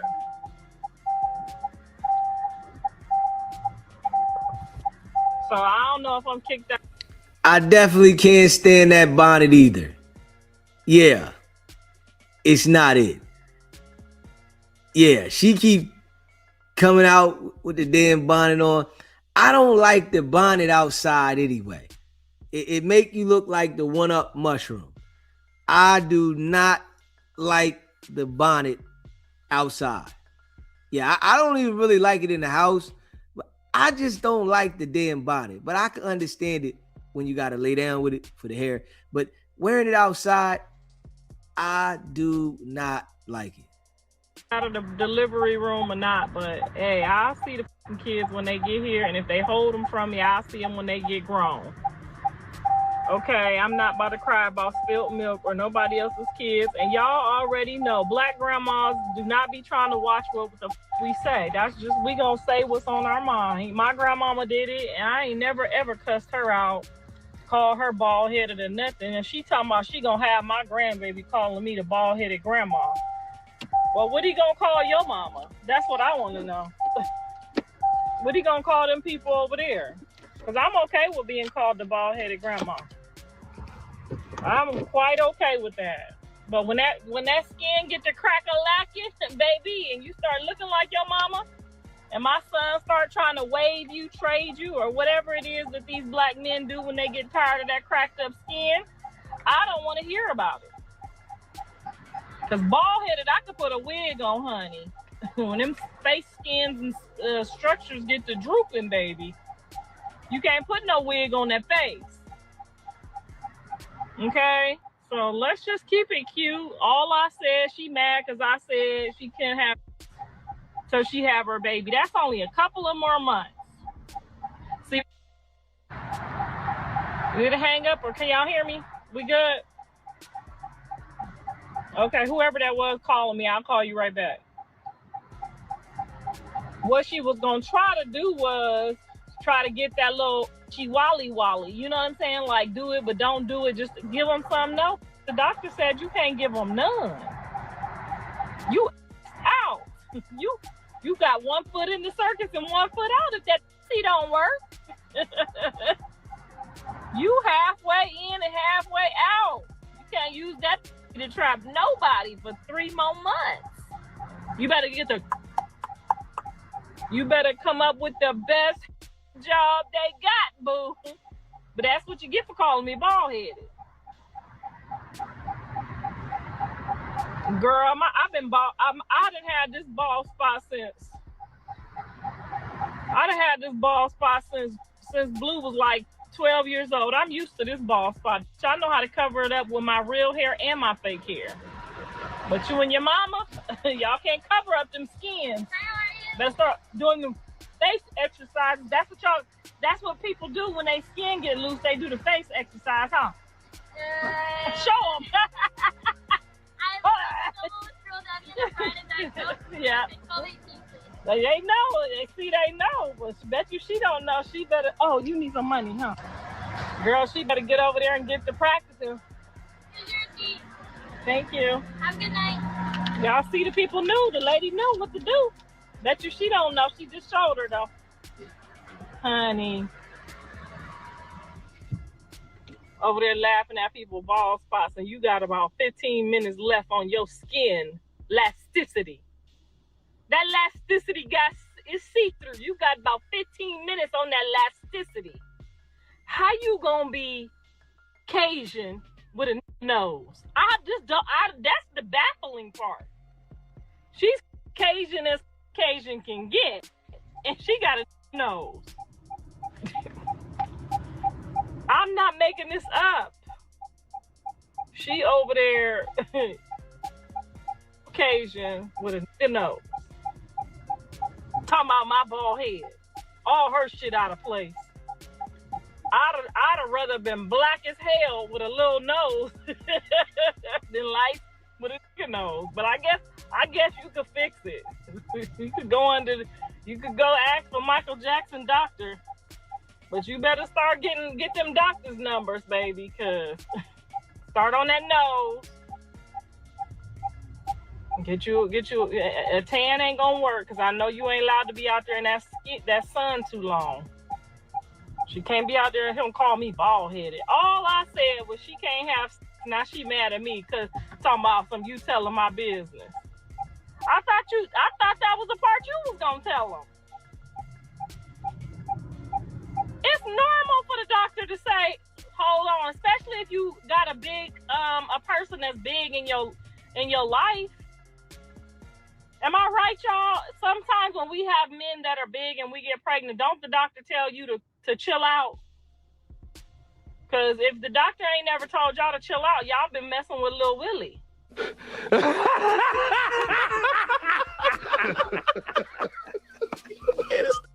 And them. You ain't had no big Johns or no big Sterls. Honey, because I know. I'm 3 for 3 on paper. I'm not marrying nobody that can't make me tell the doctor to tell me to take a break. Okay? Anyway, this ain't about me. This is about you. And the doctor said you can't give up none of that seat. And you might be losing your seat because you can't give up no. They about to your man for the next 2 months. Okay, I rebuke that part in the name of Jesus. But they about to tear your man down. Okay, she can't give her man no for 2 months. Y'all know what it do when he can't get enough for 2 months. Hey, Carlissa, you know, she always find some reason to get a part of Blueface if she going at the baby mom, the girl, always. She can't help herself when it comes to inserting herself inside of what Blueface got on the girl. And it's like she always tries to like intimidate them too. Yeah. She feels like because she's Blueface mom, she can intimidate the girls that he deal with. Yeah. What's going to end up happening, Nevaeh might get tired of that shit and be ready to go at her. So, like, I kind of see now why Krishan went at her on that tight time. Because she tries to intimidate. She one of those type of people that'll keep picking at you until you snap. And then she gonna have a different respect when she around you. Then when she get away from you, she talking shit again. I can already see that's what type of person she is. Yeah. Because she's so like ready to go at everybody. Everybody. Anybody that's dealing with him, she's going at him like on some other shit. Yeah. You know what I'm saying? Real shit. Smash that like button and hit that subscribe button. It always. That shit's crazy. Like, god damn. That's his life and the women that he dealing with. She like in the business about the girl saying, the doctor saying that the girl can't give none up right now. Like, what that got to do with you and her nookie, man? What that got to do with you, though? Like, is the guy that you with hitting that thing? That's all you should be worried about. Yeah. You know what I'm saying? You know, I don't believe that. I don't believe that he's locked up for some shit with the hood. I don't believe that. You know what I'm saying? Now, you know, that we just talked about that. I don't believe that. Yeah. You know, and it makes a lot of sense that Flacco would change that so that his family won't be targeted. So now I don't believe that he locked up for that. Yeah, I think it's probably the taco stuff, you know, and the family doesn't want to be targeted by the Bloods. You hear me? Yeah, that makes a lot of sense. You know what I'm saying? The family don't want to be targeted by the Bloods, so they put out there that it was some in-house shit and somebody from the 8 Trade Gangsters lost their life. Now, let's just make this make sense, right? Why didn't they say who the person was? Why didn't Flacco say the specific person from the 8 Trade Gangsters that passed? Because this person got a name associated with the 8 Trade Gangsters, right? Straight up. He got a name. Flacco would have been easily, all right, such and such from 8 Trade Gangsters lost their life. We ain't hear that. So, yeah, I ain't going for that. I feel like the story that went out the first time was the truth. Yeah. But Flacco tried to hurry up and switch it so that the family don't get targeted. But they already going to get targeted. It done went out there. People know what it is. Flacco put the shit out there. What happened? And he was happy and quick to do it. So people know what it is. And it's niggas from their side saying something about it. Yeah. The nigga said on 8 Trade Gangsters. Hold up. You know what I'm saying? You hear me? Nigga said on 8 Trade Gangsters. The nigga said, whoever that nigga that was talking, that was, I guess, cool with the bull, that lost his life, he said, nigga said 8 Trade Gangsters. You know what I mean? So, nah, I don't believe that one. Yeah, I don't believe it. Flacco jumped in front of it, put it out there, and Hefe people probably hit Remo and Flacco like, hold up, man. You gonna have them target us now. They can't get at Hefe. They gonna come at us. Nah, it ain't that. Let's see if Flacco ever say the name of the individual that's supposed to be from 8 Trade Gangsters that lost their life. Yeah, let's see if he say that. Because it would be no problem to say it. And then when you think about this, right? Really though, why would his family admit to him being there at a crime for a DP? Like that shit's legal. It's legal to DP somebody and then they lose their life because it's amongst the gang. Nah, I ain't going for it. Nah, I ain't buying it. Yeah, I ain't buying it. You know what I'm saying? Yeah, I'm not buying it. You know what I'm saying? Yeah, I ain't buying it. Yeah, I ain't buying it. Yeah. Yeah. Straight up. Yeah. He gonna say, yeah, Flacco was there, it was a DP. They gonna run the whole story down about the DP, but they want to make sure that they keep it in-house in the gang. So nobody can target nobody because it's an in-house thing in the gang. Come on, man. And then let's just be real, right? Why didn't Flacco say the other people's names that got locked up and is on the case? If it was a DP, right? And Aunt Hefe was just there and he didn't do nothing, he would have said the names of the people that got locked up. It would have been more people. Not just Hefe being locked up, but he didn't do nothing. Yeah, I can't go for that. You know what I'm saying? Yeah, I ain't going for that. I ain't buying that one. Yeah. I ain't buying that one. Yeah. You know what I mean? I ain't buying that one. Yeah. Yeah, I ain't buying that one. Straight up. Yeah. Smash that like button and hit that subscribe button. And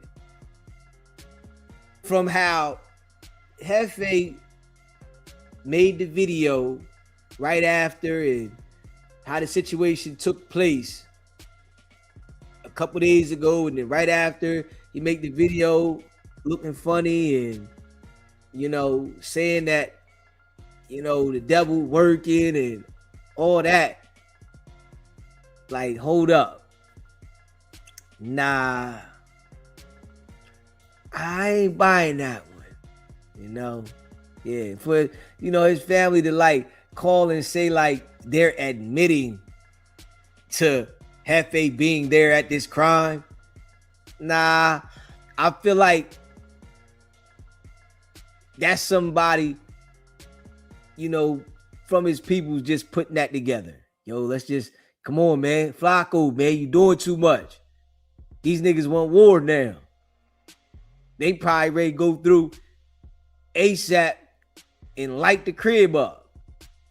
Yeah, they mounting up probably as we speak.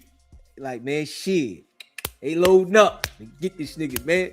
Hey, yo, he took little homie, man. He took little homie, man. My God. They all sitting around drinking, smoking. You know, they pulling it together. You know what I'm saying? Straight up. Is that the nigga's name? Bandit? Yeah. They putting it together like boys in the hood. You already know. But just ain't nobody getting out the car. Motherfucker, everybody in the car. Man, fuck it, man. We got to ride for this nigga. You know what I mean? Yeah. You know, and you got niggas online talking about that shit, saying it. Yo, yeah, this what happened. Jefe. Oh, yeah. Yeah. Yeah. Yeah. Flacco always want to be in the middle of some shit. Always want to be in the middle of some shit. Yeah. Yeah. Yeah. Yeah. And you know, Flacco got people already biting on it, trying to follow it. We ain't doing that. Nah. The first story, that one sound, you know, and then, you know, they said people were saying something about it. Tell Jefe don't get no tacos or something like that. Yeah. That's how I see it, man. Smash the like button and hit the subscribe button. Yeah. Yeah. Hit that like button. Hit that subscribe button. Let's get the likes up. You in the building, man. Smash that like button. That like button don't cost you nothing. I promise you. It won't cost you $1. You know what I'm saying? Y'all know my birthday tomorrow. You know what I'm saying? Y'all know my birthday tomorrow. You know what I mean? Straight up. My birthday tomorrow. Holla at your boy. You know what I mean? Holla at your boy. Tomorrow. You know what I'm saying? $ SBGB TV. My birthday is tomorrow. You hear me? Yeah. I'm in the building. Y'all know I'm going live. You know what I'm saying? Straight up. You know what I mean? My birthday tomorrow. Yeah. So, we gonna put it together. Shout out to all y'all that be rocking with the channel. You know, I appreciate y'all. Put a 1 in the chat. We gonna be live. Definitely, we going live. You know we going live. So, yeah. Put a 1 in the chat. You know, if you're a member of the channel, you know, if you would like to become a member, it's pinned inside the chat. Shout out to all y'all. You know what I'm saying? Yeah. Yeah. DZ gotta go get this key to this car next week, man. Y'all know my car been in the garage. And I lost the damn key. It's in the house somewhere. But I'm going to get the key. regardless. I might go get the joint tomorrow, but next week I'm going to get the key. You know what I'm saying? My birthday tomorrow. You know what I mean? Anybody want to show your boy some love? Cash App, $ SBGBTV. Anything is love. My birthday tomorrow. I gotta go get this key too. You know what I'm saying? That's a fact. I gotta go get this key tomorrow. Not tomorrow, but next week. I might go get it tomorrow, but next week, I gotta get the key. I got to drive my car this summer. You know what I'm saying? I ain't drove my car in a couple months. My shit been in the garage. I can't find the key. It's in the fucking house somewhere. Yeah, it's around here somewhere. I don't know what it is. They want $500 for this key. I got to go get the key, though. I got to go get the damn key. I'm sitting here bullshitting. You know what I mean? I got to get the key. I'm trying to look around the damn house and find the damn key. I know as soon as I go buy the damn key, I'm going to find the motherfucker. I was like, God damn. Straight up. Man, I done checked around everywhere around this motherfucker. You know what I mean? Yeah. Straight up. Go check out the merch, sbgbtv.com. Make sure you subscribe to the channel. Hit the like button. I appreciate all of y'all that be rocking with the channel. That's a fact. Shout out to all y'all, man, that rock with the channel. Lady JJ for life. 7 months rocking. I appreciate you. You heard? Yeah. Shout out to all y'all that be rocking with the channel, man. Y'all know we locked in. You hear me? It happens, Blue Chicken. It happens. I had the key on the island in the kitchen, and I moved the key on purpose, even though nobody come around here. I said, nah, I don't want to leave it on the island. I put it somewhere, and I just don't know where I put it at. I don't know where I put this shit at. But I'm ready to drive my baby. You know what I'm saying? I ain't even gonna hold you. I'm ready to drive my baby. I ain't drove my baby in a couple months. My baby's sitting in the garage. You know what I mean? My baby's still sexy, sitting in the garage, but I'm ready to drive. It's getting hot. It's getting hot. You know what I mean? It's getting hot. You know what I mean? It's getting hot in here. You know, when it get hot, I got to pull my baby out now. You know what I'm saying? I got to pull my baby out. You know what I mean? Yeah. I got to pull my baby out. Shout out to all y'all. Man, did you check the washer and dryer? Damn right. Check the washer and dryer. I done wash clothes. I'm checking shit over and over. I got these a couple drawers I'ma dump out. I'm gonna dump the whole damn drawers out.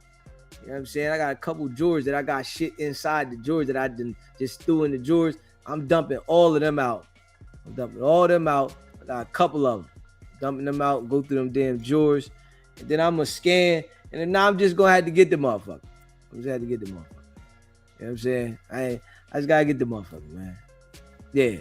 I know as soon as I spend the 500, I'm gonna find the key though. It's just how I go. You know what I mean? But I gotta get it because I'm ready to ride my shit. You know what I mean? I ain't rolled my shit in a while. You know what I mean? Smash that like button and hit that subscribe button. You know what I mean? Yeah. Hit that subscribe button. I put this shit somewhere though. I definitely put it somewhere. I know that because I had it on the island. I picked it up and I said, nah, I ain't gonna leave it right here. I knew I wasn't gonna drive it for a second. I'm like, yo, put this motherfucker up. I should have hung it up where the damn key rack was. Fucking around. You know what I'm saying? I'm fucking around. I mean, smash that like button, hit that subscribe button. C Brown, Blue Chicken, D Twins, DJ A1, Lady JJ for life, Forza, Jan Meeks. Shout out to all y'all, you know, that rock with the channel. It's misplaced for a reason. Hey, listen, it's been a few months. That's why I felt like that. I said, fuck it. Let it chill. You know what I mean? But I'm ready to ride, though. I want to ride. You know what I mean? I want to ride. You know what I mean? I want to pull my baby out, wash my baby up. You know what I'm saying? You know, she still got that smell. I opened the door, got that distinctive smell. You know what I mean? It smells so good. Okay, yeah. But we got to pull my baby out. You know what I'm saying? That's a fact. Hey, yo, go check out and download, stream She Ain't Gotta by DZ. If you haven't already, download it, stream She Ain't Gotta by DZ. It's on all platforms. So make sure you go check that out. All platforms. She Ain't Gotta by DZ. You dig? Yeah. Man, I appreciate all of y'all that rock with the channel. Smash that like button. Hit the subscribe button. And, you know, stay sucker free. Yeah. Stay sucker free. Keep your circle small. Somebody show you who they are the first time, believe them. Yeah. Don't give people multiple times to keep screwing you over. You know, everybody ain't trustworthy and everybody ain't for you.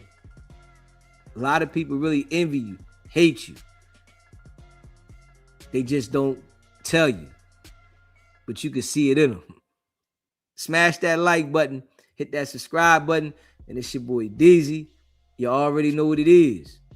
It's not about the setback. It's about the get back. Nah.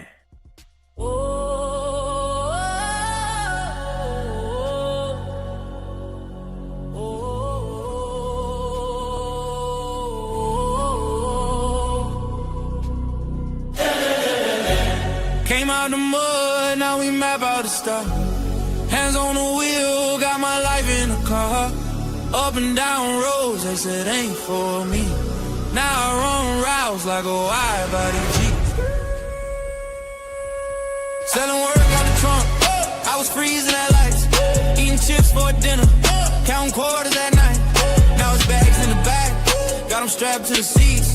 Every mile one prayer, one now police. State line after state line, I was chasing a shot at mile marker, felt like a ticking clock. Hit a rest stop shower just to rinse off the pain. Then I double that flip, did it all again. Highway to